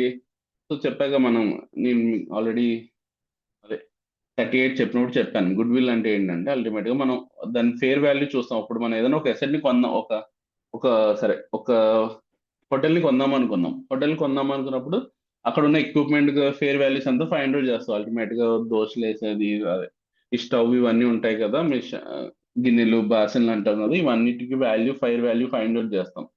సో దానికి ఒక ఫేర్ వాల్యూ వస్తుంది. దాన్ని దేంతో కంపేర్ చేయాలి? ఫేర్ వాల్యూ వస్తుంది కదా మళ్ళీ అర్థం చేసుకోండి. ఇప్పుడు ఫేర్ వాల్యూ వస్తుంది కదా, సపోజ్ ఒక 10,000 వచ్చింది అంటే అన్ని గిన్నెలు వాల్యూ కలిపి అన్ని స్టవ్లు అన్ని కలిపి ఒక 10,000 వచ్చింది ఒక చిన్న హోటల్ అనుకుందాం. ఇప్పుడు దాన్ని ఏం చేస్తాం, మనం దానికి 12,000 పే చేస్తాం. అంటే 10,000 అసెట్ మనం 12,000 ఎందుకు పే చేస్తాం? అది ఆల్రెడీ రన్ చేస్తున్న హోటల్, సో దానికి ఆల్రెడీ కొంచెం కస్టమర్స్ గుడ్ విల్ నేమ్ ఏదో ఉంటది కాబట్టి అట్లీస్ట్ ఒక 100 మంది రాకపోయినా ఒక 5 మంది అన్న అక్కడ హోటల్ ఉందని తెలుసు కాబట్టి వాళ్ళన్నా వస్తారు కాబట్టి ఒక 2,000 ఎక్స్ట్రా పే చేస్తాం. గుడ్ విల్ అంటాం దాన్ని. అంటే ఫేర్ వాల్యూ కంటే మనం పర్చేస్ కన్సిడరేషన్ ఎక్కువ ఉంటే దాన్ని గుడ్ విల్ అంటాం. సో ఆల్రెడీ నేను 103 చెప్పినప్పుడు ఇంకా డీటెయిల్ గా చెప్తాను. సో ఇక్కడ వరకు ఇంతవరకు గుర్తుపెట్టుకోండి. సో ఆ good will,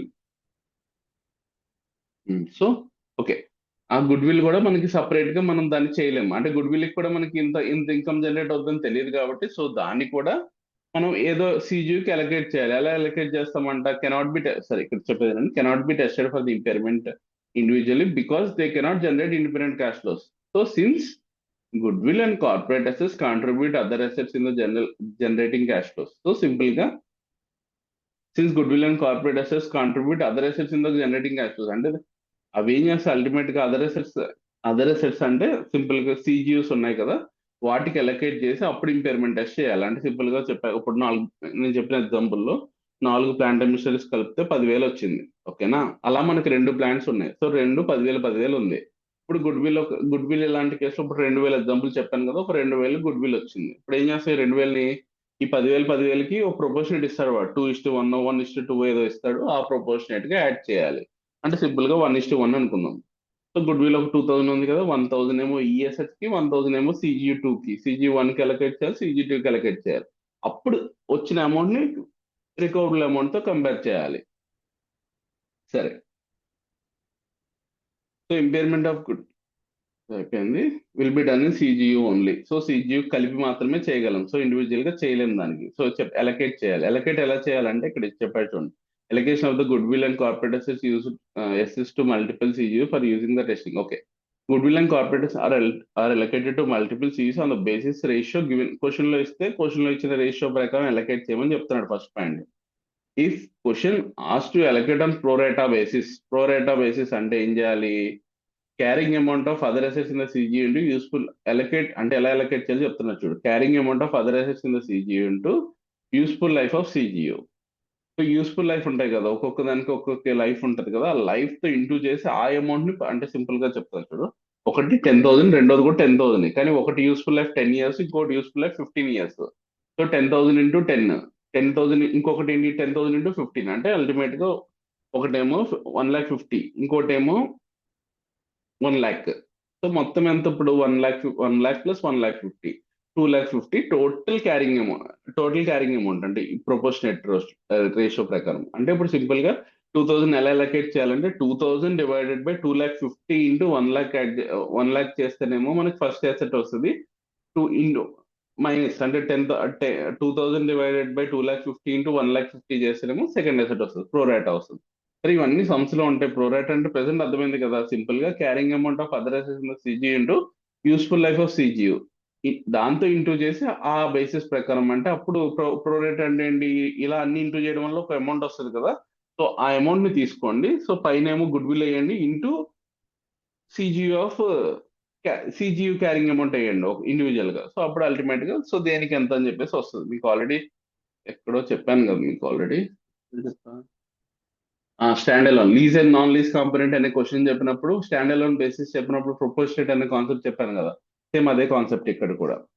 there may be some unallocable goodwill అంటే కొంచెం కొంచెం అమౌంట్ అన్ఎలకబుల్ ఉంటుంది. ఇంత అలొకేట్ చేసిన తర్వాత అది దేనికి అలొకేట్, ఇప్పుడు సపోజ్ 2,000 ఉంది, దాంట్లో 1,800 అలొకేట్ చేసాం, 200 దేనికి అలొకేట్ చేయాలో మనకి అర్థం కావట్లేదు, ఏ ప్రొపోర్షనేట్ గా అలొకేట్ చేయాలో అర్థం కావట్లేదు, ఎందుకంటే దానివల్ల దేనికి యూజ్ లేదు, లేకపోతే రెండింటికి ఎంత యూజ్ ఉందో మనం ఫైండ్ అవుట్ చేయలేం. అలాంటి 200 ఏం చేస్తాం అంటే లాస్ట్ లో యాడ్ చేస్తాం. అది మీకు క్వశ్చన్ చూస్తే అర్థమైంది. ఇది గుర్తుపెట్టుకోండి, పాయింట్స్ అయితే గుర్తుపెట్టుకోండి. అన్ఎలకబుల్ ఉంటే ఏం చేస్తామంటే ఇండివిజువల్ గా సిజియూస్ కంపేర్ చేస్తాం కదా, కంపేర్ చేసి ఇంపేర్మెంట్ చేసేస్తాము, చేసేసి అల్టిమేట్ గా మనం ఇప్పుడు అంటే ఆఫ్టర్ ఇంపేర్మెంట్ సిజియూస్ వాల్యూస్ ఉంటాయి కదా ఆఫ్టర్ ఇంపేర్మెంట్. సో రెండు CG1 CG2 రెండు ఆఫ్టర్ ఇంపేర్మెంట్ ఎంత వచ్చిందో యాడ్ చేసి దాన్ని మళ్ళీ ఈ అన్ఎలకబుల్ యాడ్ చేసి అప్పుడు మళ్ళీ మొత్తం ఎంటిటీ ఫేర్ వాల్యూ ఉంటుంది, దాంతో కంపేర్ చేస్తాం. సరే ఒక క్వశ్చన్ చూస్తే మీకు అర్థమవుతుంది కదా, ఇదంతా కన్ఫ్యూజ్ ఏమో అవసరం లేదు. ఈ ఇప్పుడు సమ్ చేద్దాం, మనం సమ్ చేస్తేనే క్లారిటీ వస్తుంది, ఇలా చేస్తే రాదు.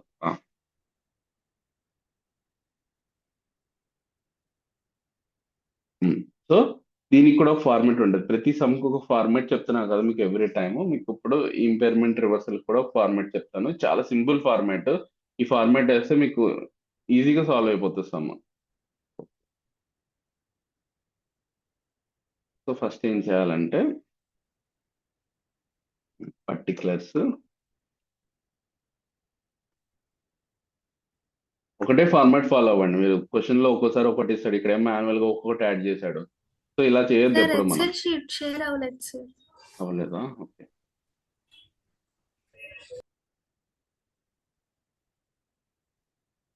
ఓకే ఇప్పుడు షేర్ అవుతుంది కదా. అవుతుంది సార్ ఇప్పుడు. ఓకే సో ఇది ఫార్మాట్ గుర్తుపెట్టుకోండి. Particulars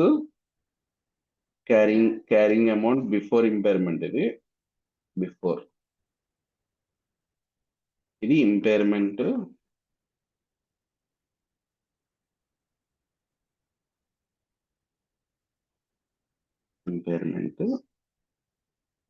carrying amount after impairment.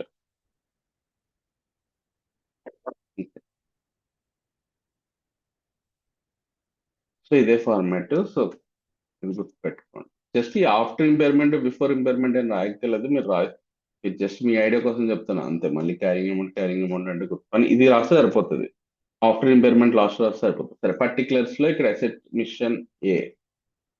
So ఈ ఫార్మాట్ సింపుల్ ఫార్మాట్, ఈ ఫార్మాట్ గుర్తుపెట్టుకుంటే మీరు అన్ని సమ్స్ ఈజీగా అయిపోతాయి. నేను రివర్సల్ కి ఒకటే ఫార్మాట్ చెప్తాను, ఫస్ట్ దానికి కూడా ఒకటే ఫార్మాట్ చెప్తాను, ఎక్కువ కన్ఫ్యూజ్ అవ్వకుండా జస్ట్ చూడండి. బి ఒకటి ఉందా, మిషన్ సి కూడా ఉంది. Machine C inventory, goodwill. Okay అయిపోయింది. ఇప్పుడు అమౌంట్స్ ఫిల్ చేయండి. 5,25,000, 2,50,000, 1 lakh, ఇన్వెంటరీ వచ్చి 2 lakhs, గుడ్ విల్ వచ్చి 1,50,000. సో ఇక్కడ ఇప్పుడు గుర్తుపెట్టుకోండి, ఫస్ట్ ఏది ఫిల్ చేయాలండి, ఇక్కడ టోటల్ ఫిల్ చేయాలి, ఎందుకంటే టోటల్ ఉంటుంది, రికవరబుల్ అమౌంట్ ఉంటుంది, డైరెక్ట్ గా వాడి ఇచ్చాడు కాబట్టి. సో ఇప్పుడు మనం దీని టోటల్ చూడండి, ఫస్ట్ దీని టోటల్ వచ్చి 12,25,000. ఇప్పుడు ఇక్కడ టోటల్ ఆల్రెడీ వాడే ఇచ్చాడు 10 lakhs. సేమ్ ఇలాగే ఫిల్ చేయాలి మీరు. సో ఇలా చేస్తే మీకు ఒక ఫార్మాట్ ప్రకారం అయిపోతుంది, ఎక్కువ కష్టపడక్కర్లే. సో అంటే 12,25,000 కాస్త 1 lakh అయిందంట, సారీ 10 lakhs అయిందంట.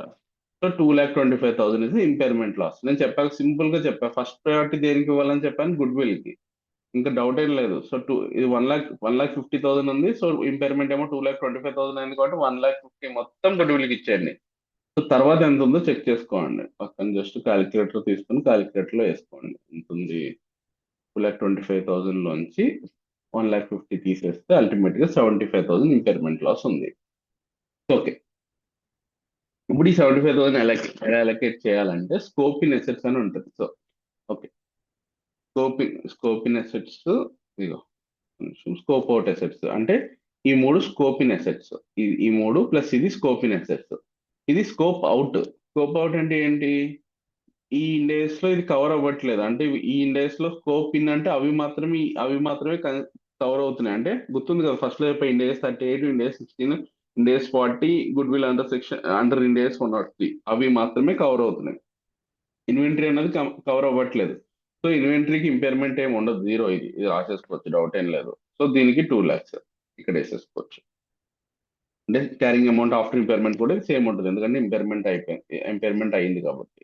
సరే, ఇదంతా పక్కన పెట్టండి. ఇప్పుడు మిగిలిన 75,000 ఎలా చేయాలి, అది ఇంపార్టెంట్, ఎందుకంటే 75,000 ఇంకా ఇంపైర్మెంట్ లాస్ ఉంది కదా. సో దాంట్లో already good will first priority ఇచ్చేసారు, మొత్తం 2,25,000 క్యాలిక్యులేట్ చేశారు, దాంట్లో ఫస్ట్ ప్రయారిటీ గుడ్ విల్ కి ఇచ్చేసారు. ఇప్పుడు సెకండ్ ప్రయారిటీ ఏమి ఇవ్వాలంటే, ఇండివిజువల్ గా ఒకటి ఇచ్చుంటాడు, ఏదో అసెట్ ఇండివిజువల్ గా ఇచ్చుంటాడు. ఇప్పుడు మిషనరీ ఏకి ఇండివిజువల్ గా ఇచ్చాడు చూడండి, machinery A can be trusted for impairment individually also, it can recover amount is 5 lakhs.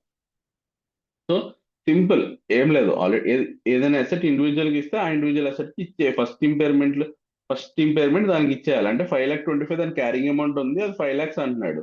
So simple గా 25,000 ఉంది కదా, 25,000 దీనికి ఇచ్చేయండి ఫస్ట్ ఇంపైర్మెంట్. సో ఇది కూడా అయిపోయింది. ఇప్పుడు ఇంకా సెకండ్ ఏముంది, ఇంకా అంటే ఇంకెంత ఉంది ఇంపైర్మెంట్ లాస్, 50,000 ఉంది. సో 50,000 ఇంపైర్మెంట్ ఉంది. సో 50,000 ఇంపైర్మెంట్ అంటే ఏంటి, ఇప్పుడు ఈ అసెట్ ఏంటి, ఈ మిగిలిన ఏమన్నా ఇన్వెంటరీకి ఇవ్వకూడదని చెప్పాను, గుడ్ విల్ కి ఆల్రెడీ ఇచ్చేసాం, మిషనరీ ఏ కూడా ఇచ్చేసాం, ఇంకా మిగిలిందంటే బీసీ. సో ఇప్పుడు బికి సికి అలొకేట్ చేయాలి. ఎలా అలొకేట్ చేయాలంటే చూడండి, 50,000 డివైడెడ్ బై, సో 2,50,000 అంటే దీని క్యారింగ్ వాల్యూ ప్లస్ చేయాలి, దీని క్యారింగ్ అమౌంట్ ప్లస్ చేయాలి, అంటే 2,50,000 ప్లస్ 1 lakh అంటే 3,50,000 డివైడ్ బై చేసి ఇంటూ మనం 2,50,000 అంటే మిషనరీ బి చేస్తే దానికి ఎంత అలొకేట్ చేయాలో వస్తుంది, దీనికి ఎంత అలొకేట్ చేయాలో వస్తుంది. ఇది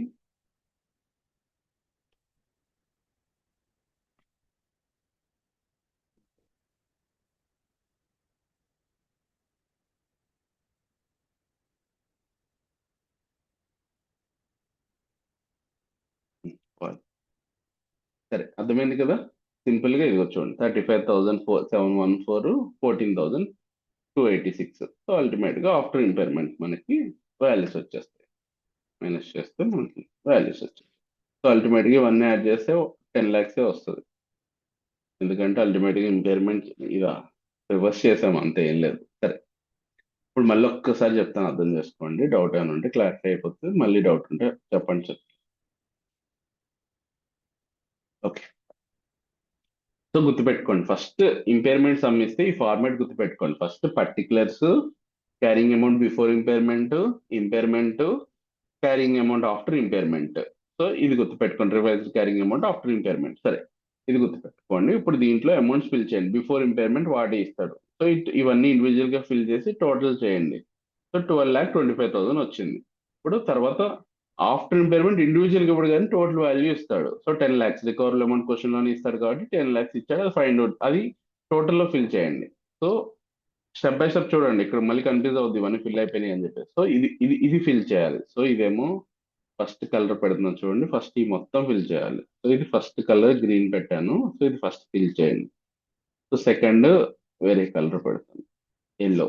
సో ఇది సెకండ్ ఫిల్ చేయండి. ఈ రెండింటికి డిఫరెన్స్ ఇంపేర్మెంట్, ఇది థర్డ్ వస్తుంది. ఆ రెండు ఫిల్ చేస్తే ఆటోమేటిక్ గా carrying amount before impairment minus after impairment is equal to impairment. So ఇది థర్డ్ ఫిల్ చేయండి. సో ఇది ఫిల్ చేసిన తర్వాత 2,25,000 ఎలా అలొకేట్ చేయాలనేది క్వశ్చన్. అది అర్థమైతే ఇంక మిగిలిన ఏం చేయట్లేదు. So first good will priority. First ఎప్పుడైనా సరే గుడ్ విల్ మొత్తం ఎంత ఉంటే అంత రైట్ ఆఫ్ చేసేయండి. సో అల్టిమేట్ గా 2,25,000 ఉంది, 1,50,000 తక్కువే కాబట్టి మొత్తం రైట్ ఆఫ్ చేసేయండి. 1,50,000 రైట్ ఆఫ్ చేసాం. సో తర్వాత 75,000 మిగిలింది. సో అప్పుడు సెకండ్ ప్రయారిటీ ఏం చెప్పాను, ఇండివిజువల్ గా అసెట్ ఇస్తాడని చెప్పాను కదా. సో క్వశ్చన్ లో చూడండి, ఖచ్చితంగా ఒక అసెట్ ఇస్తాడు ఇండివిజువల్ గా. Machinery A can be tested for impairment individually also. It recover amount is 5 lakhs. So దాని క్యారింగ్ అమౌంట్ ఏమో 5,25,000 ఉంది. 5 lakhs ఇండివిజువల్ గా చేయొచ్చు కాబట్టి ముందు 25,000 రైట్ ఆఫ్ చేసే మిషనరీ ఏకి. సో మిషనరీ ఏ కూడా ఇది నెక్స్ట్ ఫిల్ చేసాం మనం. సో ఇది కూడా అయిపోయింది. సో నెక్స్ట్ ఇంకా రిమైనింగ్ అసెట్స్ ఏమున్నాయి, మూడు ఉన్నాయి అసెట్లు: inventory, machinery B, machinery C. So inventory చేయకూడదని నీకు ఆల్రెడీ చెప్పేది, ఎందుకంటే మన ఇన్వెంటరీ డెఫినేషన్ లోనే కవర్ అవ్వలేదు కాబట్టి ఇన్వెంటరీ చేయకూడదు. ఇన్వెంటరీ 0. సో నెక్స్ట్ అది ఫిల్ చేసాం. సో ఇంకొన్నవి ఏంటి, రెండే అసెట్లు. ఇది అయిపోయింది, ఇది అయిపోయింది. సో ఇది కూడా అయిపోయింది. సో అల్టిమేట్ గా నెక్స్ట్ స్టెప్ లో బీసీ, ఈ రెండే ఉన్నాయి.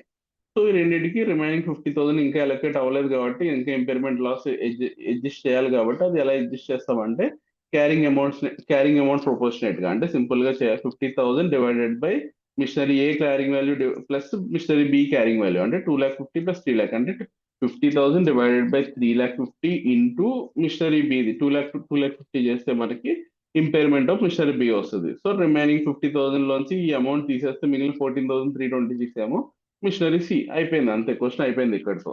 సో మనకి carrying values after impairment, before impairment minus impairment చేస్తే ఆఫ్టర్ ఇంపైర్మెంట్ వచ్చేస్తుంది. సో ఇక్కడితో క్వశ్చన్ అయిపోయింది మనకి. ఓకేనా, అర్థమైందా? మళ్ళీ ఒకసారి ఎవరికైనా అర్థం కాకపోతే చెప్పండి, చెప్తా. అర్థమైందా?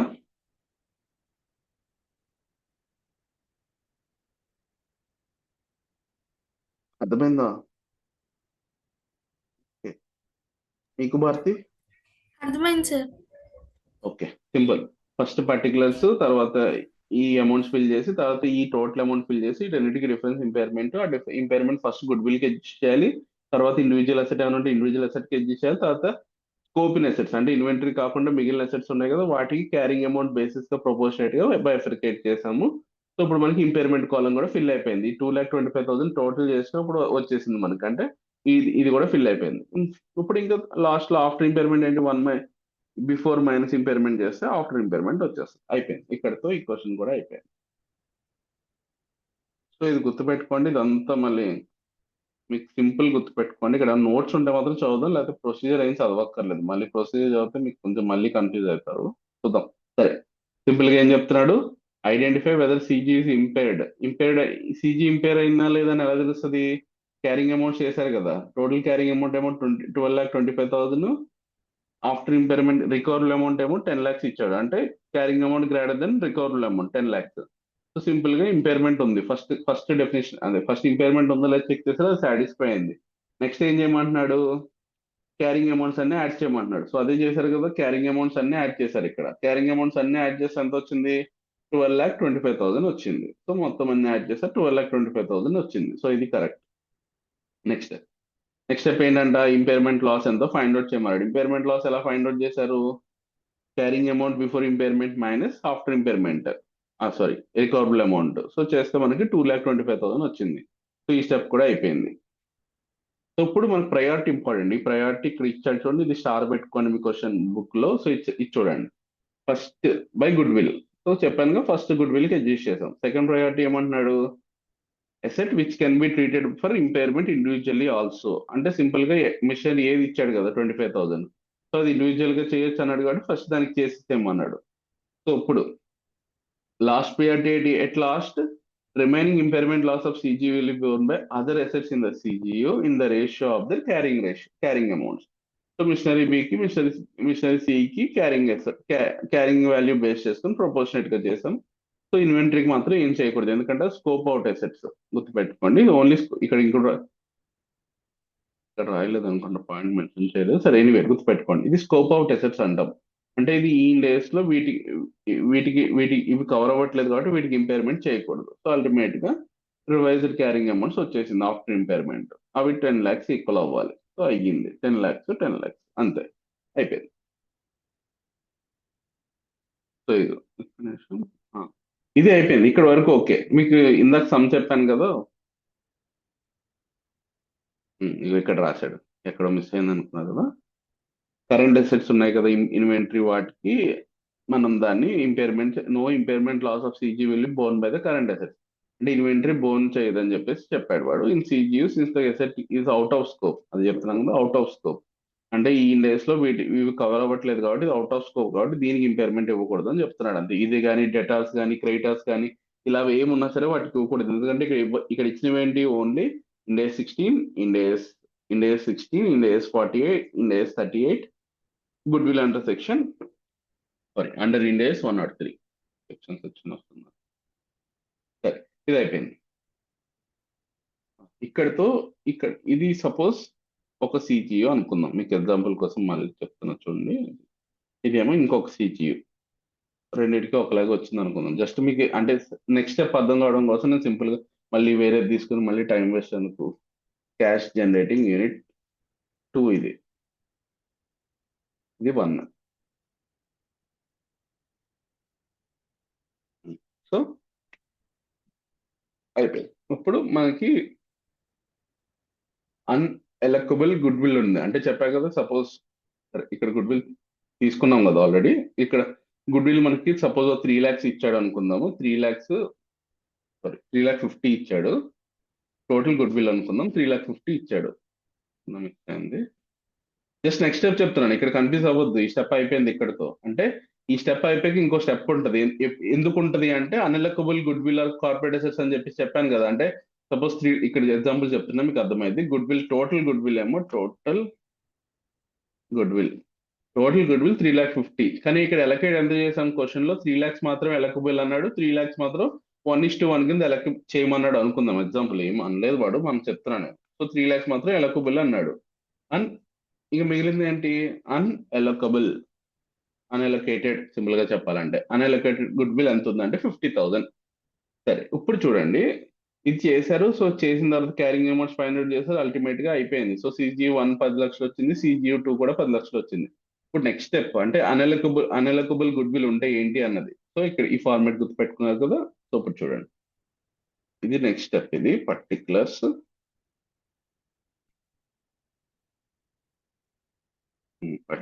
లో క్యారింగ్ అమౌంట్ బిఫోర్ ఇంపైర్మెంట్, ఇది ఇంపైర్మెంట్. తర్వాత revised carrying amount after impairment. So simple, ఇక్కడ CGU1, CGU2. సో ఇది టోటల్ పక్కన పెట్టండి. సో CGU1 క్యారింగ్ అమౌంట్ ఎంత బిఫోర్ ఇంపైర్మెంట్, 12,25,000. సో CGU2 కూడా సేమ్ అదే ఉంది. ఓకే, ఇప్పుడు ఇంపైర్మెంట్ లాస్ ఎంత, CGU1 లో 2,25,000. సో 2 lakh, ఇదేమో 2,25,000 ఇది కూడా. సపోజ్ మనం ఎందుకంటే మళ్ళీ చేయడం మీద టైం వేస్ట్ అని చేయలేదు. సరే, అల్టిమేట్ గా CGU1 carrying amount, CGU2 carrying amount వచ్చింది. టోటల్ అంటే రెండు టోటల్. ఇప్పుడు మనకు కావాల్సిన టోటల్ ఇది. ఇప్పుడు ఇదంతా చేసేది టోటల్ కోసమే, ఇది చేయకపోతే మళ్ళీ వేస్ట్. సో ఇక్కడ 3 కాలమ్స్ వేయాలి అల్టిమేట్ గా. పర్టికులర్స్, CGU1, CGU2, ఇంకో CGU3, 4 ఉంటే ఇంకొక కాలమ్స్ యాడ్ అవుతా ఉంటాయి. అల్టిమేట్ గా టోటల్ అమౌంట్ వచ్చింది. ఇప్పుడు ఏం చేయాలంటే అన్ఎలకబుల్ ఇక్కడ యాడ్ చేయాలి. సింపుల్, దీనికోసం ఇంత కష్టపడేది, ఇంత చెప్పేది నేను. అన్ఎలకేటెడ్ గుడ్ విల్, సో ఇక్కడ 50,000 ఉంది కదా పైన, ఆల్రెడీ 50,000 ఇక్కడ యాడ్ చేయాలి. సో ఇప్పుడు దీనికి టోటల్ చేయండి. సో ఇప్పుడు క్వశ్చన్ లో ఇంకొక పాయింట్ ఇస్తాడు. ఏమి ఇస్తాడంటే recoverable amount of entity as a whole. అంటే ఇప్పుడు CGU1 రికవరబుల్ అమౌంట్ ఇచ్చాడు కదా ఇక్కడ సింపుల్ గా 10 lakhs ఏమో CGU1 రికవరబుల్, CGU2 కూడా 10 lakhs ఇచ్చాడు. సపోజ్ ఓవరాల్ ఎంటిటీ ఇస్తాడు. ఇప్పుడు ఎంటిటీ ఎలా ఇస్తాడంటే సింపుల్ గా 2,20,000 ఇస్తాడు అనుకుందాం. ఎగ్జాంపుల్ తీసుకుందాం, క్వశ్చన్ ఇచ్చాడు అనుకుందాం. రికవరబుల్ ఇలాగే ఉంటది ఎప్పుడు. ఈ అమౌంట్ కంటే తక్కువ ఉంటది. రికవర్ వాల్యూ ఎంత అంటే ఓవరాల్ ఎంటిటీది, ఇది ఇండివిజువల్ది కాదు, ఓవరాల్ ఎంటిటీది 2,20,000. సో మనకి సారీ 2,20,000, 20,20,000, 20,20,000. సో మనకు ఇప్పుడు మళ్ళీ ఇంపైర్మెంట్ వచ్చింది చూడండి ఇక్కడ. సో 30,000 మళ్ళీ ఇంపైర్మెంట్ వచ్చింది. ఇప్పుడు ఇంపైర్మెంట్ ఎక్కడ ఇవ్వాలి? ఎందుకంటే CG1 ఆల్రెడీ చేశారు, CG2 ఆల్రెడీ చేశారు. ఇప్పుడు ఈ గుడ్ విల్ లోనే ఇవ్వాలి. అనలికబుల్ గుడ్ విల్ ఉంది కదా, 50,000 ఉంది కదా, దానికి 30,000 ఇచ్చి అల్టిమేట్ గా గుడ్ విల్ ఇప్పుడు 3,50,000 లోంచి ఆల్రెడీ 1,50,000, 1,00,000 ఇక్కడ అయిపోయింది, ఆల్రెడీ రైట్ ఆఫ్ అయిపోయింది. ఇంకా మిగిలిన 50,000 లో కూడా 30 రైట్ ఆఫ్ అయిపోయింది. Revised value of goodwill ఎంత ఉంది after impairment loss? 50,000 minus 30,000. Okay, అంతే అయిపోయింది. ఎందుకంటే ఇక్కడ ఇవ్వకూడదు, ఎందుకంటే ఆల్రెడీ 20 lakhs, ఈ 10 lakhs 10 lakhs లో ఆల్రెడీ ఇంపైర్మెంట్లు అవన్నీ అయిపోయిన తర్వాత దీని రికవరబుల్ అమౌంట్ ఆల్రెడీ చేసాం. మళ్ళీ డబుల్ టైం చేయకూడదు కాబట్టి దీనికి ఇవ్వకుండా తర్వాత ఇంపైర్మెంట్ లాస్ ఏమైనా వస్తే అది డైరెక్ట్ గా unallocable goodwill or unallocable corporate assets ఉన్నాయి కదా, వాటికి ఇమ్మని చెప్తున్నాడు. అదే ఉంటుంది చూడండి ఇక్కడ. If A greater than B, A అంటే ఏంటి? Carrying amount of CGU after impairment, recoverable amount of CGU greater than B అంటే నథింగ్ బట్ ఈ అమౌంట్. సో 20,20,000. సో ఈ కండిషన్ సాటిస్ఫై అని చూడండి. సో అది ఏం చేయమన్నా అంటే borne by the unallocable goodwill of or unallocable corporate assets only because CGU already impaired in step 2. Step 2 లో ఆల్రెడీ ఇంపైర్మెంట్ చేసాం అంటే ఈ CGUs ఆల్రెడీ చేసాం కాబట్టి ఇంపైర్మెంట్ మళ్ళీ చేయొద్దు, అది ఏమన్నా ఉంటే అనెలకబుల్ పోర్షన్ కి ఇచ్చేసేయండి అని చెప్తున్నాడు, అంతే సింపుల్ గా. ఓకే, అయిపోయింది. Recognition of impairment loss generally P&L recognize చేయమని చెప్తున్నాడు. However if any balance in revaluation surplus ఉంటే ఆ బ్యాలెన్స్ అడ్జస్ట్ చేసి రిమైనింగ్ మాత్రం P&L కి అడ్జస్ట్ చేయమని చెప్తున్నాడు. సో ఇది అయిపోయింది. రివైజ్డ్ క్యారింగ్ అమౌంట్స్ ఆల్రెడీ మనం చేసాం, మళ్ళీ ఏం చేయక్కర్లేదు, ఇది అయిపోయింది. డిప్రిసియేషన్ ఇప్పుడు సపోజ్ ఈ 5 lakhs కి యూస్ఫుల్ లైఫ్ 10 ఉంటే so divided by 5 divided by remaining useful life అంటే సేమ్ ఇండివిజువల్ అసెట్ కి చేయాలి. సో దీనికి ఈ మూడింటికి డిప్రిసియేషన్ ఉంటుంది, దీనికి ఇన్వెంటరీకి ఏమి ఉండదు కాబట్టి అది okay. Goodwill okay, goodwill అలాగే రైట్ ఆఫ్ అయిపోయింది. సో అయిపోయింది ఇక్కడతో ఇంపైర్మెంట్ CGU బేసిస్ లో ఇంపైర్మెంట్ లాస్ కూడా అయిపోయింది. ఇప్పుడు నెక్స్ట్ కాన్సెప్ట్ వచ్చి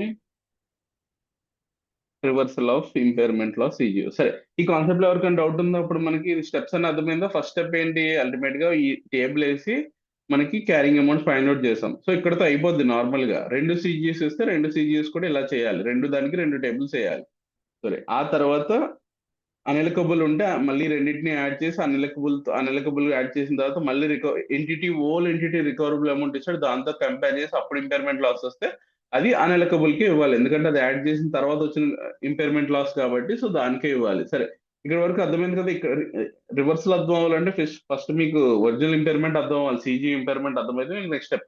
సో అర్థం కాకలేదంటే మళ్ళీ ఒకసారి చెప్పేసి ఈ రోజు బ్రేక్ ఇచ్చి మళ్ళీ రేపు రివర్సల్ చెప్తాం, మీరు కూడా ఒకసారి చూసుకుంటారు ఒకవేళ డౌట్ ఉంటే. చెప్పండి, ఎవరికైనా డౌట్ ఉందా ఇద్దరిలో? అర్థమైందా impairment concept CGU basis okay లో? సార్, అర్థమైంది. Okay,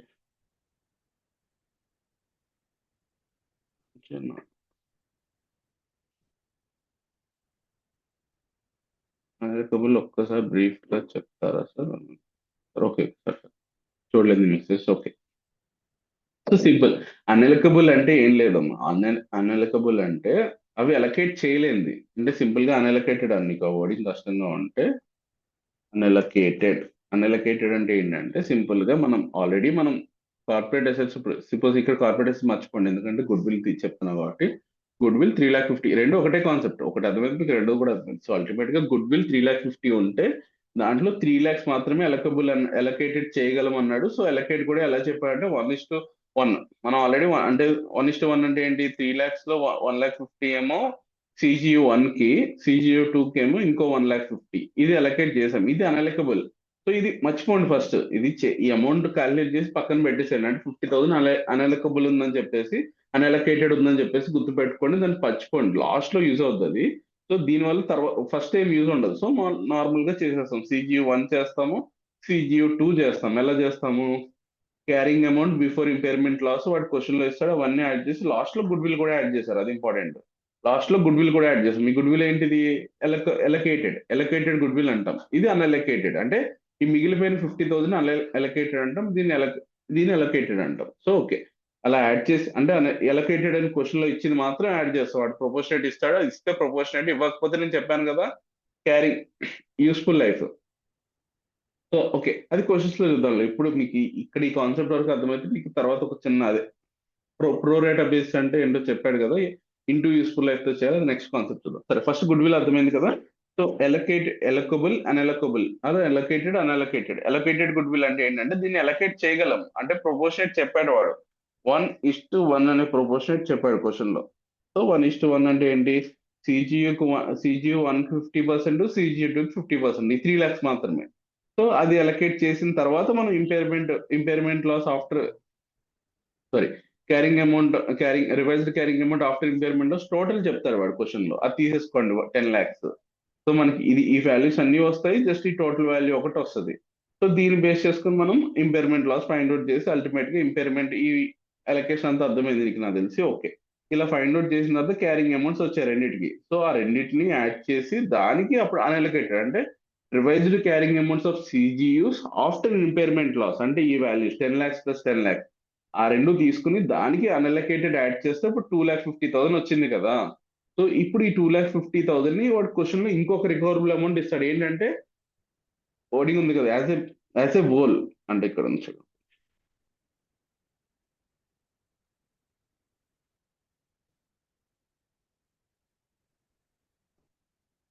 recoverable amount of N entity as a whole. అంటే సింపుల్ గా చెప్పాలంటే entity recoverable value total entity అంటే CGU1 ఇస్తాడు, 2 ఇస్తాడు, ఎంటిటీ ఇస్తాడు. ఈ ఎంటిటీ ఏంటంటే లాస్ట్ లో అన్అలొకేటెడ్ ఉంటేనే ఇస్తాడు, లేకపోతే ఇవ్వడది. అన్అలొకేటెడ్ ఉంటేనే ఈ recoverable amount of N entity as a whole అని చెప్పేసి కాన్సెప్ట్ ఉంటది. ఓకే, సో ఇప్పుడు అల్టిమేట్ గా క్యారింగ్ అమౌంట్స్ రెండు యాడ్ చేసి రెండింటిని యాడ్ చేసుకుని దానికి అన్అలొకేటెడ్ యాడ్ చేసి అప్పుడు entity as a whole recoverable amount అని ఇస్తాడు క్వశ్చన్ లో. 20 lakhs 20,000 అని చెప్పేసి ఇచ్చాడు అనుకున్నాం. సపోజ్ మనకి carrying amount impairment loss after revised carrying amount after impairment loss ఎంత వచ్చింది? 2 CGS 20 lakhs వచ్చింది. దానికి అన్అలొకేటెడ్ ఉంది కదా, మనం ఫస్ట్ లో ఐడెంటిఫై చేసాం 50,000 అన్అలొకేటెడ్ అని చెప్పేసి. అది యాడ్ చేస్తే 20,50,000 వచ్చింది. దాన్ని రికవరబుల్ అమౌంట్ తో కంపేర్ చేస్తే మనకి ఇప్పుడు ఇంపైర్మెంట్ లాస్ వచ్చింది కదా, అంటే నథింగ్ బట్ 30,000 ఇంపైర్మెంట్ లాస్ వచ్చింది కదా, అది అన్అలొకేటెడ్ పోర్షన్. అది యాడ్ చేయడం వల్ల మనకి ఇంపైర్మెంట్ వచ్చింది కాబట్టి దానికి మాత్రం ఇక్కడ సింపుల్ గా ఒకటే గుర్తుపెట్టుకో, అన్అలొకేటెడ్ ఉంది అంటే మళ్ళీ వాడు entity value as a whole or total entity value recoverable value అని చెప్పేసి ఇస్తాడు. సో అది మాత్రం గుర్తుపెట్టుకో అంతే. సరే, ఓకే, అర్థమైంది కదా. సో ఏముండదు, అన్అలొకేటెడ్ అంటే లాస్ట్ లో యాడ్ చేయాలి అంతే. ఒక 2 సమ్స్ చూద్దాంలే, అంటే నీకు సమ్స్ చూస్తే ఇంకొంచెం క్లారిటీ వస్తుంది. సమ్స్ లో ఒకవేళ నీకు ఇంకొంచెం క్లారిటీ కావాలంటే సమ్స్ చూసినప్పుడు క్లారిటీ వస్తుంది.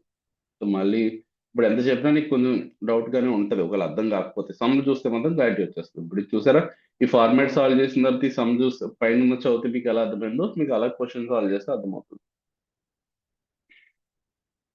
ఓకే, ఈ సమ్ అయిపోయింది కదా, అప్పుడు రివర్సల్ ఇది ఒక్కటి చెప్పేసి క్లోజ్ చేద్దాము. So A Limited acquires 80% shares of the B Limited.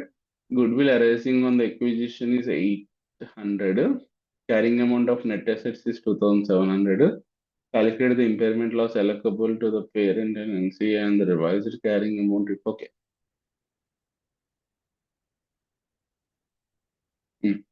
ఇది మీకు ఆల్రెడీ నాకు తెలిసి 38 భారతి జాయిన్ అవ్వలేదు అనుకుంటా ఆ టైంలో. ఓకే,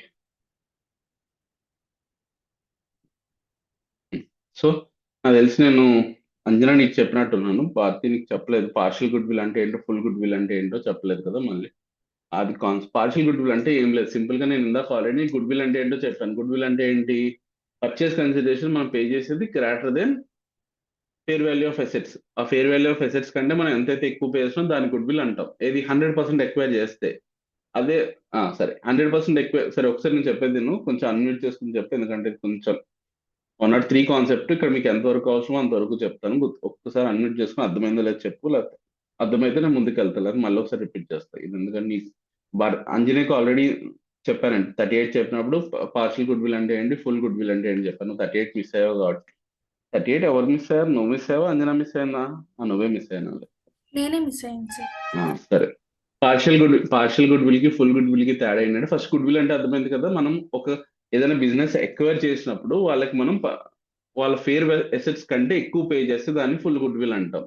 ఓకే అంటే ఒక 12 ఇందా చెప్పాక సింపుల్ గా 10,000 ఫేర్ వాల్యూకి మనం 12,000 పే చేసాం అంటే 2,000 is a goodwill. So 100% acquire చేస్తే full goodwill, partial goodwill అనే కాన్సెప్ట్ ఉండదు.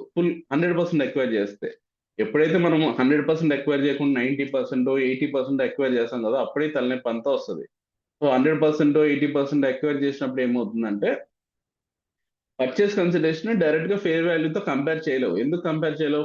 ఫేర్ వాల్యూ ఆఫ్ అసెట్స్ అంటే 100% ఆఫ్ ద ఎంటిటీ వాల్యూ అన్నట్టు. మనం పర్చేస్ కన్సిడరేషన్ ఎంత, ఓన్లీ 80%. నువ్వు ఎంతైతే ఎక్కువ చేసావు దాని వాల్యూ, దాని వాల్యూ దాంతో కంపేర్ చేయలేవు కదా. అందుకే పర్చేస్ కన్సిడరేషన్ కి నాన్ కంట్రోలింగ్ ఇంట్రెస్ట్, అంటే నువ్వు ఏదైతే వదిలేసావో 20% ఎక్వైర్ చేయట్లేదు కదా, అది నీ కంట్రోల్లో ఉండదు కాబట్టి దాన్ని నాన్ కంట్రోలింగ్ ఇంట్రెస్ట్ అంటాం.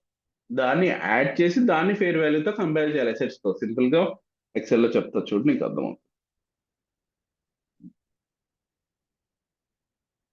Okay. So book value, fair value of assets.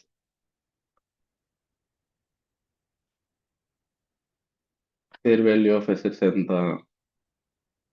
Suppose simple గా మనం చెప్పిన ఎగ్జాంపుల్ తీసుకుందాం. 10,000 పర్చేస్ కన్సిడరేషన్,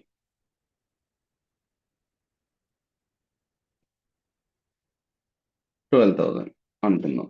సో అంటే ఇప్పుడు అల్టిమేట్ గా 100% ఎక్వైర్ చేసావు అనుకుందాం. ఫర్ సపోజ్ 100% ఎక్వైర్ చేసావు. క్వశ్చన్ లో ఇస్తాను నువ్వు 100% ఎక్వైర్డ్. సో ఇప్పుడు చూడు, అల్టిమేట్ గా మనం పర్చేస్ కన్సిడరేషన్ 12,000 చేసాం, ఫేర్ వాల్యూ ఏమో 10,000 fair value of assets. So అంటే 2,000 ఎక్కువ పే చేసావు కాబట్టి 2,000 అనేది గుడ్ విల్ అవుతుంది. ఓకేనా? ఇప్పుడు గుర్తుపెట్టుకో, ఇది 100% ఎక్వైర్ చేస్తే. ఇప్పుడు సపోజ్ 80% ఎక్వైర్ చేసావు. సరే, ఇంకో ఎగ్జాంపుల్ తీసుకుని మళ్ళీ కన్ఫ్యూజ్ అయిపోతా. ఎగ్జాంపుల్ చేంజ్ చేస్తే, fair value of total assets. Fair value of total assets అంటే ఎంత? సపోజ్ ఎగ్జాంపుల్ లో 8,000 తీసుకుందాం, మళ్ళీ కన్ఫ్యూజ్ అయిపో, లేకపోతే 20,000 తీసుకుందాం. ఓకే, గుర్తుపెట్టుకో, ఫేర్ వాల్యూ ఆఫ్ అసెట్స్ 20,000. కానీ ఇప్పుడు పర్చేస్ కన్సిడరేషన్ వచ్చి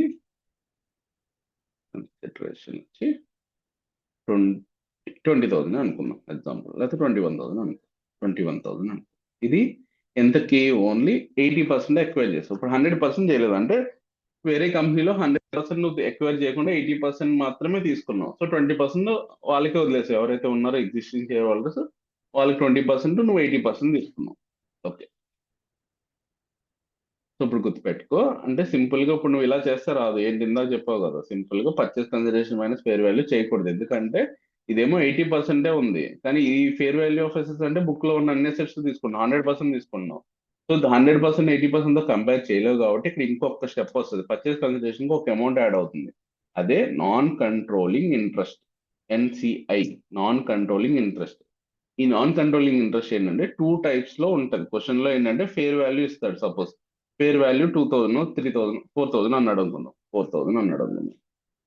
1,000 ఆర్ 5,000 ఉన్నాం. 4,000 అంటే ఎందుకు కన్ఫ్యూజ్ అవుతాం, మళ్ళీ సేమ్ వస్తుంది. సరే, ఇప్పుడు చూడు, NCA అంటే ఏంటి? Non controlling interest. క్వశ్చన్ లో ఫేర్ వాల్యూ ఇచ్చాడు, డైరెక్ట్ గా ఫేర్ వాల్యూ. ఇది పెట్టుకో, ఫేర్ వాల్యూ.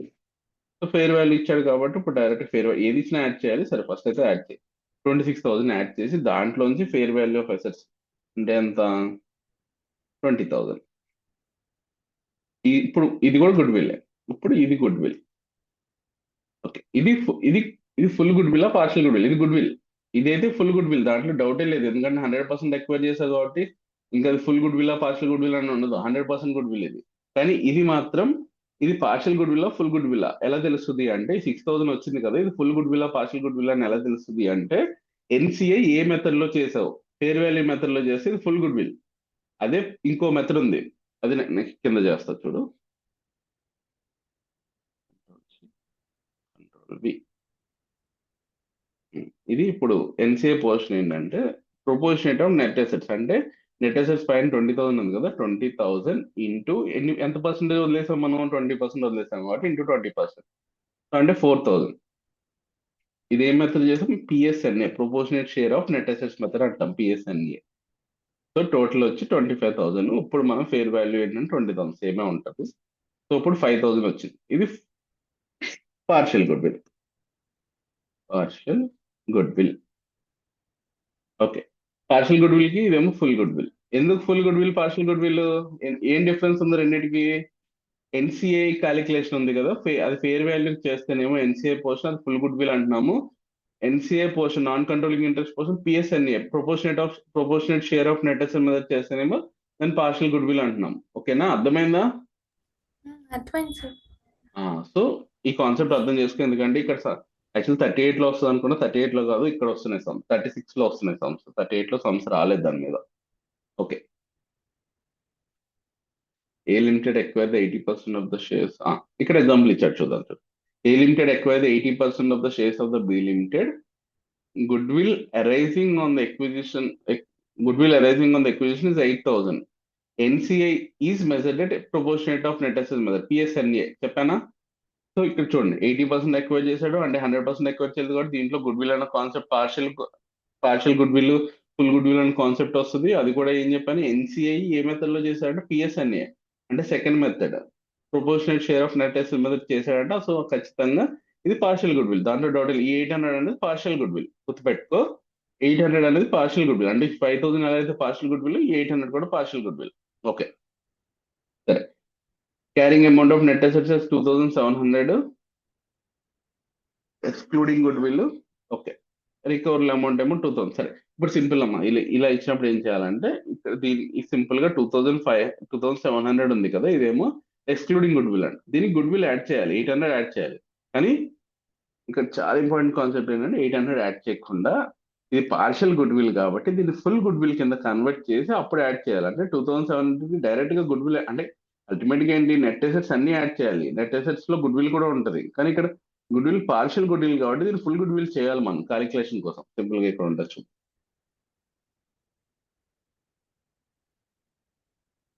సో మనకి ఫస్ట్ మళ్ళీ సేమ్ పర్టికులర్స్,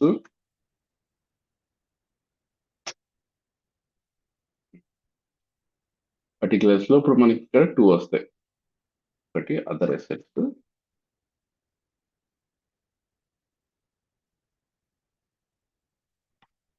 గుడ్ విల్. ఇది ఫార్ములా ఏం అవసరం లేదు, ఈ ఫార్మాటే గుర్తుపెట్టుకోగలదు. జస్ట్ ఎలా డైరెక్ట్ యాడ్ చేయకుండా ఒక ప్రొపోర్షనేట్ ఉంటుంది దానికి, ఆ ప్రొపోర్షనేట్ కింద యాడ్ చేయాలి సింపుల్ గా. సరే, అదర్ అసెట్స్ ఏంటంటే డైరెక్ట్ గా యాడ్ చేసేది. ఇక్కడ చెప్తాం, ఇక్కడ టోటల్ తీసుకుందాం.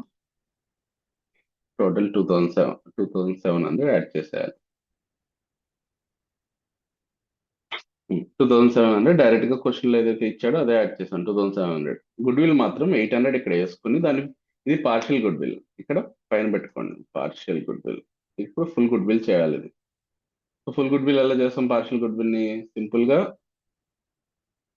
షేర్ హోల్డింగ్ పర్సంటేజ్ ఉంది కదా, ఆ పర్సంటేజ్ తో డివైడ్ బై చేస్తే చాలు. అంటే 80% ఎక్వైర్ చేశారు కాబట్టి డివైడ్ బై 80%. సో 80% చేస్తే మనకి అల్టిమేట్ 1,000 వస్తుంది. దీన్ని యాడ్ చేస్తే సరిపోతుంది. సో అంటే అల్టిమేట్ గా total assets is equal to 3,700. Other assets ఏం బుక్ లో ఇచ్చింది, అదే క్వశ్చన్ లో ఇచ్చింది తీసుకోవాలి. గుడ్ విల్ మాత్రం పార్షియల్ గుడ్ విల్ ని ఫుల్ గుడ్ విల్ చేయాలి. ఫుల్ గుడ్ విల్ అంటే ఎలా చేస్తాము, డివైడ్ బై ఎంతైతే షేర్ ఎక్వైర్ చేశాడో డివైడ్ బై 80%, ఎంతైతే ప్రొపోర్షనేట్ గా ఎక్వైర్ చేశాడో డివైడ్ బై 80%. అంటే గుడ్ విల్ బుక్ లో ఉన్న goodwill divided by acquisition share. So divide by 80% చేస్తే 1,000 రూపీస్ అవుతుంది. ఇప్పుడు 3,700. ఇప్పుడు దీంతో కంపేర్ చేయాలి. ఇక్కడతో అయిపోలేదు లాజిక్, నెక్స్ట్ ఇంకొక లాజిక్ ఉంటుంది. సరే, ఇక్కడతో ఆపేద్దాంలే ఈరోజు గుడ్ విల్. లాస్ట్ లో రివర్సల్ ఆఫ్ సిజియు రేపు చూద్దాం. ఎక్కువ చెప్తే కన్ఫ్యూజ్ అవుతారు. మీరు ఒకసారి చూసుకోండి, వదిలేయడం అంటే నేను ఎందుకు వదిలేస్తున్నాను, మీరు ఒకసారి రివైజ్ చేసుకుంటారండి. జస్ట్ నేను చెప్పలేక కాదు, చెప్పిన తర్వాత చెప్తే ఇన్నంతసేపు బాగానే ఉంటుంది, తర్వాత మళ్ళీ మీరు బుక్ ఓపెన్ చేయగానే చిన్న చిన్న డౌట్స్ వస్తా ఉంటే అది మీరు ఒక్కసారి చూసుకున్న తర్వాత మళ్ళీ రేపు ఒకసారి నేను ఎలాగో చెప్పే ముందు పైన ఒకసారి రివైజ్ చేస్తారు కాబట్టి మీకు ఇంకా రేపు ఈజీగా ఉంటుంది. సరే, 3,700 టోటల్ అసెట్స్, దాంట్లో 2,000 ఏంటి recoverable amount. Recoverable amount. So 2000 అంటే అల్టిమేట్ గా 1700 ఇంపైర్మెంట్ లాస్. ఇది impairment loss. Okay, impairment loss 1700. ఇప్పుడు ఈ 1700 దేనికి ఇవ్వాలి? ఫస్ట్ ప్రయారిటీ ఏంటి చెప్పండి? ఫస్ట్ ప్రయారిటీ దేనికి ఇవ్వాలి మనం? ఇంపైర్మెంట్ లాస్ ఫస్ట్ ప్రయారిటీ దేనికి? గుడ్ విల్ గుడ్ కి. ఎస్, గుడ్ విల్ కి ఇవ్వాలి. సో గుడ్ విల్ కి ఇవ్వాలి, కానీ గుడ్ విల్ ఇప్పుడు గుడ్ విల్ 1000 ఇవ్వాలా 800 ఇవ్వాలా? అది ఇంపార్టెంట్. సో సో 1000 ఇవ్వాలి నార్మల్ గా, ఎందుకంటే మనం ఇప్పుడు 1000 యాడ్ చేసాం కాబట్టి 1000 చేయడం వల్ల 2700 వచ్చింది కాబట్టి 1000 ఇవ్వాలి. కానీ బుక్స్ లో 1000 లేదు కాబట్టి బుక్స్ లో మాత్రం 800 రైట్ ఆఫ్ చేయాలి సింపుల్ గా. సరే, ఇక్కడ గుర్తుపెట్టుకోండి, గుడ్ విల్ కి రైట్ ఆఫ్ ఎంత ఇవ్వాలంటే 1000. సో అదర్ అసెట్స్ కి ఎంత ఇవ్వాలి? ఆల్రెడీ 1000 గుడ్ విల్ ఇచ్చాం కాబట్టి 700 అంటే రివైజర్ క్యారింగ్. ఇక్కడ ఇంపైర్మెంట్ చూడండి, ఇంపైర్మెంట్. సో ఈ 1000 కి 1000 రైట్ ఆఫ్ అయిపోతుంది, దీనికి మాత్రం 700 రైట్ ఆఫ్ అవుతుంది. 700 రైట్ ఆఫ్ అవుతుంది. క్యారింగ్ అమౌంట్ వచ్చి 2000 వచ్చింది, దీనికేమో 1000 మైనస్ 1000. ఇది చాలా ఇంపార్టెంట్. ఇది చాలా ఇంపార్టెంట్ కాదు, ఇది ఎందుకంటే ఇది మొత్తం గుడ్ విల్ మొత్తం రైట్ ఆఫ్ అయింది కాబట్టి మీకు డౌటే రాలేదు. సో ఇప్పుడు నెక్స్ట్ పాయింట్ చూడండి, సేమ్ అదే క్వశ్చన్ లో 2800 వేయండి. ఇప్పుడు ఇది మొత్తం కాపీ చేసుకోండి, కంట్రోల్ V. ఇది చాలా ఇంపార్టెంట్. ఫస్ట్ ఏమి ఉండదు, మొత్తం రైట్ ఆఫ్ అయిపోతే డౌట్ రాదు, మీకు రాదు, ఎవరికి రాదు. ఇప్పుడు రైట్ ఆఫ్ అవ్వదు చూడండి. సో 2800 కదా ఇది, 2800. ఇప్పుడు ఇంపార్టెంట్. సో ఇప్పుడు ఎంత అయింది? 900 ఇంపైర్మెంట్ లాస్ వచ్చింది. గుడ్ విల్ 1000 ఉంది కాబట్టి 900 చేస్తారు, ఓకే. కానీ బుక్స్ లో ఎంత ఉంది? 800 ఉంది. ఇప్పుడు ఇక్కడ 1000 కి 1000 రైట్ ఆఫ్ అయిపోతే బుక్స్ లో కూడా ఇక్కడ -800 చేయాలి యాక్చువల్ గా. ఇక్కడ సింపుల్ గా చెప్పాలంటే 800 చేయాలి. సో 800 చేయాలి. సో అల్టిమేట్ గా 0, ఎందుకంటే బుక్స్ లో ఉన్నది 800, మొత్తం రైట్ ఆఫ్ అయిపోయింది కాబట్టి 800 ప్రపోజ్. ఇక్కడ సింపుల్ గా ఏంటంటే ప్రపోర్షనేట్ 500 చేయాలి అంతే. 800 గుడ్ విల్ ఎంత ఉంది టోటల్? 1000. 900 డివైడ్ బై 1000 అంటే 90%. సో అంటే ఇప్పుడు మనం బుక్స్ లో ఎంత గుడ్ విల్ రైట్ ఆఫ్ చేయాలి? 800 ఇంటూ 90% రైట్ ఆఫ్ చేయాలి సింపుల్ గా. సో ఇదేమో అదర్ అసెట్స్ ఇంక 0, ఏమీ లేదు, ఎందుకంటే ఇక్కడే అబ్జర్వ్ అవ్వలేదు కాబట్టి అక్కడ దాకా వెళ్ళదు అసలు ఇంకా. సో ఇక్కడ రివైజ్డ్ క్యారింగ్ అమౌంట్స్ ఎంత? సింపుల్, మీకు ఇక్కడ నుంచి కొంచెం డౌట్ వచ్చి ఉంటుంది, మళ్ళీ చెప్తాను. 700. సరే, ఇప్పుడు చూడండి, మళ్ళీ ఈ క్వశ్చన్ చదవండి, ఇప్పుడు అర్థమవుతుంది. గుడ్ విల్ ఏమో 800, అదేమో పిఎస్ అనే మెథడ్ లో చేశాడు కాబట్టి పార్షియల్ గుడ్ విల్ కాబట్టి దాన్ని ఫుల్ గుడ్ విల్ చేయాలి. అక్కడ వరకు గుర్తుపెట్టుకోండి. క్యారింగ్ అమౌంట్ వచ్చి 2700. సో ఫస్ట్ మనం ఈ ప్రపోర్షనేట్ చూసారా, ఫస్ట్ క్యారింగ్ అమౌంట్ ఎంత? Good will 800. So other assets ఏమో 2700. ఇప్పుడు అన్రికగ్నైజ్డ్. సో మనం ఏంటంటే అల్టిమేట్ కి 200 ఎందుకు యాడ్ చేస్తామంటే ఇంపైర్మెంట్ ఉందా లేదా అంటే 100% ఫెయిర్ వాల్యూ, 100% బుక్స్ లో ఉన్న అసెట్స్ అన్ని తీసుకోవాలి కదా. సో ఇది బుక్స్ లో రికార్డ్ చేయలేదు కాబట్టి ఇది గుడ్ విల్ కూడా, ఇది కూడా ఉన్నట్టే. అంటే అల్టిమేట్ గా గుడ్ విల్ 1000, కానీ మనం బుక్స్ లో రికార్డ్ చేసింది ఓన్లీ 800. సో అందుకే జస్ట్ మన ఈ క్యాలిక్యులేషన్ కోసం 200 యాడ్ చేయండి. అల్టిమేట్ గా టోటల్ 3700 వచ్చింది టోటల్ ఆఫ్ సిజియు. సో దానికి రికవరీ అమౌంట్ తో 1700 మైనస్ 700 ఇంపైర్మెంట్ లాస్ వచ్చింది. సో 1000 రైట్ ఆఫ్ అయిపోయింది. Revised carrying amount of good will వచ్చి 0. Net carrying amount, net other assets ఏమో 700, ఇంకా 1000 రైట్ ఆఫ్ అయింది కదా, 700 రైట్ ఆఫ్ అయింది. 2000 is revised amount carrying amount. So total గా అల్టిమేట్ గా టోటల్ సిజియు క్యారింగ్ అమౌంట్ ఎంత? అల్టిమేట్ గా లాస్ట్ కి ఆఫ్టర్ ఇంపైర్మెంట్ గుడ్ విల్ మొత్తం రైట్ ఆఫ్ అయిపోయింది, అదర్ అసెట్స్ సో 700 అయిపోయింది, అంటే 2000. So 2700 minus 700 is equal to 2000. సరే, ఇది ఓకే. ఇది బుక్స్. ఇప్పుడు చెప్పాను కదా బుక్స్ లో ఎలా రైట్ ఆఫ్ చేయాలి గుర్తుపెట్టుకోండి. గుడ్ విల్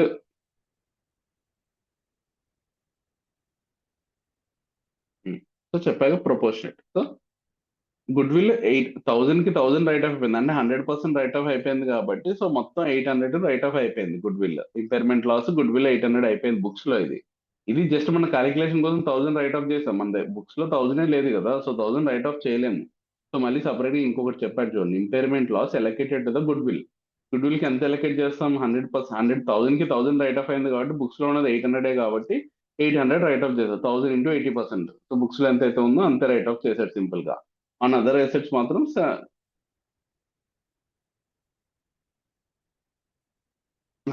సరే, ఇది 103 కాన్సెప్ట్ ఏం లేదు. అల్టిమేట్ గా ఇది 700 రైట్ ఆఫ్ చేశాడు. కాకపోతే 700 ఎలా అడ్జస్ట్ చేయాలంటే బుక్స్ లో ఇంపైర్మెంట్ లాస్ ని ఎలా అడ్జస్ట్ చేయాలంటే పేరెంట్ ఎంటిటీ అంటే మొత్తం 100,000 ఇప్పుడు 2700 అసెట్స్ లో మన అసెట్స్ 80% కదా, మనం హోల్డ్ చేసేది 80% కాబట్టి 80% పేరెంట్ కి, 20% ఎన్సీఏకి. సరే, ఇది మీకు 103 చెప్పినట్టు 103 చెప్పినప్పుడు క్లారిటీగా చెప్తాను, కానీ ఇక్కడ వరకు గుర్తుపెట్టుకోండి. ఇక్కడ సింపుల్ గా ఏంటంటే ఇంపైర్మెంట్ లాస్ వచ్చినప్పుడు టోటల్ ఇంపైర్మెంట్ ఎంత వచ్చింది? 7,700 ఇంపైర్మెంట్ వచ్చింది. దాంట్లో 80% మనం హోల్డ్ చేస్తాం కాబట్టి 80% మాత్రం పేరెంట్ కి అడ్జస్ట్ చేసి, అంటే మన అసెట్స్ కి అడ్జస్ట్ చేసి, మిగిలింది ఎన్సీఐకి అడ్జస్ట్ చేయమని చెప్తారు. ఎన్సీఐ అంటే నాన్ కంట్రోలింగ్ ఇంట్రెస్ట్ అని ఒక 103 చెప్పినట్టు చెప్తాను. లైబిలిటీస్ సైడ్ లో ఈక్విటీ కింద, ఈక్విటీలో ఒక సపరేట్ లైన్ ఐటమ్ ఉంటుంది. సేమ్ అయితే ఈక్విటీలో ఏమేమి ఉంటాయి మనకి?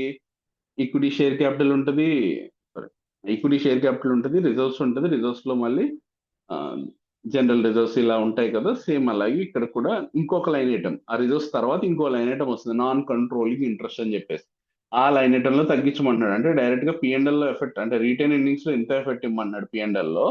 సో మిగిలిందంతా 140 తగ్గించాలి కదా, రిజర్వ్స్ లోంచి తగ్గించాలి కదా. రిజర్వ్స్ లో కాకపోతే ఎన్సీఏ అని ఒక లైన్ ఉంటుంది, ఆ లైన్ లోంచి తగ్గించమని చెప్తున్నాడు. సో మీకు 103 చెప్పినప్పుడు ఇవన్నీ క్లారిటీగా అర్థమవుతుంది. ఇప్పుడు అయితే జస్ట్ గుర్తుపెట్టుకోండి, అల్టిమేట్ గా మొత్తం ఎంతైతే లాస్ వచ్చిందో ఇంటూ 80% మాత్రమే అది పేరెంట్ కి ఇచ్చి, మిగిలిన 20% ఏమో ఎన్సీఐకి ఇమ్మని చెప్తున్నా. So if recoverable amount of CGV is 2800.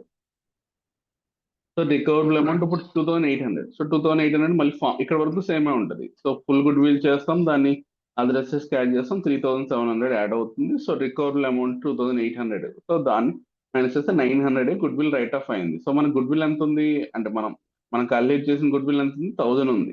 దాంట్లో 900 రైట్ ఆఫ్ 100 ఉంది.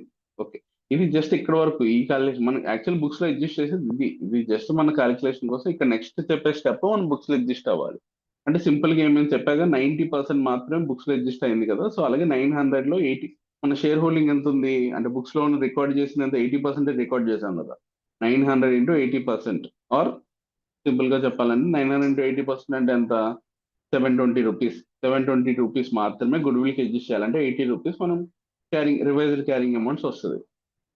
సో ఇక్కడ అదర్ అసెట్స్ ఇంకా అడ్జస్ట్ అవ్వాలి, ఎందుకంటే గుడ్ విల్ ఫుల్ గా అడ్జస్ట్ అవ్వలేదు కాబట్టి other goodwills other assets అసలు దానికి ఏం ఎఫెక్ట్ ఇవ్వదు. ఎందుకంటే ఇంపైర్మెంట్ అసలు మనకి గుడ్ విల్ లోనే అడ్జస్ట్ అవ్వలేదు. గుడ్ విల్ ఇంకా 80 రూపీస్ మిగిలిపోయింది, అంటే 100 రూపీస్ మిగిలిపోయింది.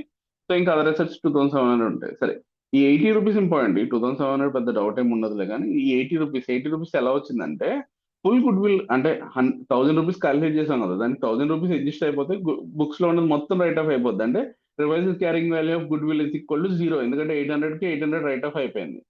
కానీ ఒకవేళ కొంచెం అంటే ప్రొపోర్షనేట్ అమౌంట్ ఉండిపోతే, అంటే ఇంటూ 900 ఇంటూ 80%, మనకి ఎంతైతే టోటల్ రైట్ ఆఫ్ చేస్తున్నాం అంటే ఇంపైర్మెంట్ లాస్ వచ్చిందో ఇంటూ 80%, అది మాత్రమే గుడ్ విల్ లో రైట్ ఆఫ్ చేయాలి. అంటే మనకు వచ్చిందంతా 900 ఇంటూ 80% చేయాలి, 720 వస్తుంది.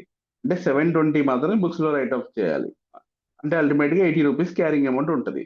నెట్ అసెట్స్ ఏమి ఇంపేర్ అవ్వలేదు కాబట్టి 2700. Total after impairment carrying value of సిజీ is equal to 2780. Good will ఎలా అడ్జస్ట్ చేస్తాము? సింపుల్ గా గుడ్ విల్ చెప్పాక, గుడ్ విల్ 720 పేరెంట్ కి అడ్జస్ట్ చేస్తాము, 80% 900 ఇంటూ 80% గుడ్ విల్ కి అడ్జస్ట్ చేస్తాము. ఆన్ అదర్ హ్యాండ్ ఇంకేం అసెట్, ఇంకా అదర్ హ్యాండ్ ఏమి అదర్ అసెట్స్ ఏమి ఉండవు ఇంకా. సో అల్టిమేట్ గా 720 మాత్రం గుడ్ విల్. సరే, ఒక్కసారి అర్థమైందా చెప్పండి. ఇక్కడతో ఆపేద్దాము, రివర్సల్ రేపు చూద్దాం. సార్ మళ్ళీ డౌట్ ఉంటే మళ్ళీ ఒకసారి మీకు ఏ కాన్సెప్ట్ అంటే ఎక్కడ అర్థం కాలేదో అక్కడ చెప్పండి, మళ్ళీ చెప్తాను నేను.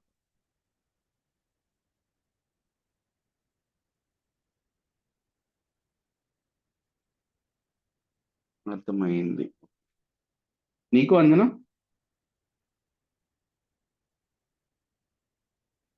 సరే, సింపుల్ అర్థమైంది కదా. ఏం లేదు, పార్షియల్ గుడ్ విల్ అంటే అర్థమైంది కదా. ఫస్ట్ పార్షియల్ గుడ్ విల్ అంటే ఏంటి? సరే, సింపుల్, ఒక్కసారి చెప్పేసి క్లోజ్ చేసేస్తా. పార్షియల్ గుడ్ విల్ అంటే ఏంటంటే, మనం పర్చేస్ కన్సిడరేషన్ కి ఎన్సీఏ యాడ్ చేస్తాం. ఎన్సీఏ ఎలా యాడ్ చేస్తాం? టూ మెథడ్స్ లో క్యాలిక్యులేట్ చేస్తాం. ఒకటి ఫేర్ వాల్యూ మెథడ్, ఒకటి proportionate share of net asset method. Fair value అంటే పర్చేస్ కన్సిడరేషన్ కి NCA fair value base valuation మీద యాడ్ చేస్తేనేమో ఫుల్ గుడ్ విల్ అంటాం. అంటే దాంట్లోంచి నెట్ అసెట్స్ తీసేస్తే వచ్చేదాన్ని ఫుల్ గుడ్ విల్ అంటాము. అదే ప్రొపోర్షనేట్ నెట్ అసెట్స్ మెథడ్ లో యాడ్ చేస్తేనేమో దాన్ని పార్షియల్ గుడ్ విల్ అంటాం. ఫుల్ గుడ్ విల్ అన్నా పార్షియల్ గుడ్ విల్ అన్నా చేయాల్సింది ఏంటంటే అల్టిమేట్ గా ఫుల్ గుడ్ విల్ అయితే డైరెక్ట్ గా బుక్స్ లో ఉన్నదే ఫుల్ గుడ్ విల్ కాబట్టి 2700 ప్లస్ 1000 యాడ్, అది 800 అయితే 800, 1000 అయితే 1000 యాడ్ చేసి డైరెక్ట్ గా దాన్ని రికవరబుల్ అమౌంట్ తో కంపేర్ చేసి ఆ డిఫరెన్స్ డైరెక్ట్ గా గుడ్ విల్ కి ఫస్ట్ ప్రయారిటీ గుడ్ విల్ ఇస్తాం, సెకండ్ ప్రయారిటీ ఏమో అదర్ అసెట్స్ ఇస్తాం. సో అక్కడ ఫుల్ గుడ్ విల్ అయితే డౌట్ ఏం లేదు. సో పార్షియల్ గుడ్ విల్ అయితే ఏం చేయాలంటే ఇంకొక స్టెప్ యాడ్ అవుతుంది. అంటే ఆ బుక్ లో ఇచ్చిన గుడ్ విల్ డైరెక్ట్ గా యాడ్ చేయకుండా దానికి మనం క్యాలిక్యులేషన్ కోసం, ఓన్లీ క్యాలిక్యులేషన్ కోసం, బుక్స్ లో ఏం చేయము, జస్ట్ క్యాలిక్యులేషన్ కోసం ఆ 800 ని, అదే బుక్ లో ఉన్న గుడ్ విల్ ని ఫుల్ గుడ్ విల్ చేస్తాం. అంటే ఏం చేస్తాము, ఆ బుక్ లో ఇచ్చిన goodwill divided by acquired percentage of share, అంటే 80% ఎక్వైర్ చేస్తాం కాబట్టి divide by 80%, or parent share అన్నారు. సింపుల్ గా ఏంటంటే మనం 103 లో పేరెంట్ షేర్ అంటాం, అదేమో ఎన్షియర్ షేర్ అంటాం. So divide by parent share divide by చేస్తే మనకి ఫుల్ గుడ్ విల్ వస్తుంది. దాన్ని అదర్ అసెట్స్ కి యాడ్ చేస్తే మనకి టోటల్ సిజియు వాల్యూ వస్తుంది. దాన్ని రికవరబుల్ అమౌంట్ తో కంపేర్ చేసి అప్పుడు ఇంపైర్మెంట్ లాస్ ఎంత వచ్చిందో తెలుస్తుంది. ఆ ఇంపైర్మెంట్ లాస్ మొత్తం గుడ్ విల్ అడ్జస్ట్ అయిపోయింది అనుకుందాం సింపుల్ గా. అంటే మీరు ఇందాక చెప్పిన ఎగ్జాంపుల్ లో ఫస్ట్ సినారియోలో 1000 రూపీస్ మన గుడ్ విల్, ఇంపైర్మెంట్ లాస్ 1700 వచ్చింది. అంటే 1000 మొత్తం గుడ్ విల్ అడ్జస్ట్ అయిపోయింది. సో బుక్స్ లో కూడా ఎంతైతే ఉంది, బుక్స్ లో ఎంత ఉందో అంతే రైట్ ఆఫ్ చేయాలి. బుక్స్ లో ఎంత ఉంది, 800 ఉంది కాబట్టి 800 గుడ్ విల్ రైట్ ఆఫ్ అయిపోతుంది. సో అది ఏం డౌట్ లేదు. సో సెకండ్ సినారియో ఒకటే డౌట్, అంటే మొత్తం రైట్ ఆఫ్, అంటే గుడ్ విల్ ఏమో 1000 ఉంది, ఇంపైర్మెంట్ లాస్ 900 ఉంది. అంటే అల్టిమేట్ గా డిఫరెన్స్ ఏంటి, 100 డిఫరెన్స్ ఉంది. అంటే 100 రైట్ ఆఫ్ గుడ్ విల్, ఇంకా 100 ఉండిపోయింది. సో అదర్ అసెట్స్ గురించి ఇంకా డౌట్ లేదు, డైరెక్ట్ గా అది మొత్తం అలాగే ఉంటుంది. సో దాంట్లో ఇంపైర్మెంట్ ఏముంటుంది. ఈ గుడ్ విల్ ఎంత చేయాలంటే, ఎంతైతే లాస్ వచ్చింది, ఇప్పుడు 900 లాస్ అన్నారు కదా సెకండ్ సినారియోలో, ఆ 900 ఇంటూ పేరెంట్ షేర్ అంతా 80% కదా, ఎందుకంటే బుక్స్ లో ఉన్నది 80% కాబట్టి 900 ఇంటూ 80% చేయాలంటే 720. అంటే 800 లోంచి 720 మాత్రమే మైనస్ చేసి మిగిలిన 80 రూపీస్ క్యారింగ్ వాల్యూ కింద చూపెట్టాలి. సో మిగిలింది ఏముంటది ఇంకా, అంటే 720 write off goodwill write off అవుతుంది, 80 రూపీస్ ఏమో రివైజ్డ్ క్యారింగ్ అమౌంట్ ఉంటుంది. సో అదర్ అసెట్స్ ఏం చేంజ్ అవ్వలేదు కాబట్టి revised carrying amount of CGU after impairment loss is equal to 2700 plus 80 rupees of goodwill is equal 2780. అంతే. ఒకసారి ఇంకా 2-3 సమ్ములు చేస్తే క్లారిటీ వచ్చేస్తుంది. మీకు partial goodwill, full goodwill ఇంకా డౌట్ ఉంటే ఒక 2-3 రేపు సమ్స్ చేస్తాను, సమ్స్ చేసినప్పుడు క్లారిటీ వస్తుంది. సో ఇంకా డౌట్ ఉంటే మాత్రం మీకు 103లో మళ్ళీ ఒకసారి ఇంకా క్లియర్ గా ఉంటాయండి, డీటెయిల్ గా ఉంటుంది. సో 103లో ఏంటంటే గుడ్ విల్, ఈ పర్చేస్ కన్సిడరేషన్ ఫైండ్ అవుట్ చేయడం, ఇవన్నీ ఈ రెండే మేజర్ స్టెప్స్. సరే, ఇక్కడతో అయిపోయింది. ఇంకొకటి భారతి చేద్దామంటే అది ఇండేస్ 40 సమ్స్, సారీ ఇండేస్ 40 కాదు, ఇండేస్ 23 సమ్స్ ఉన్నాయి కదా, 2 సమ్స్ చేద్దాం. లేకపోతే అది కూడా రేపు చూద్దాం అంటే రేపు చూద్దాం, నీ ఇష్టం. రేపు చూద్దాం సార్. సరే, బాయ్, గుడ్ నైట్ ఇద్దరికి.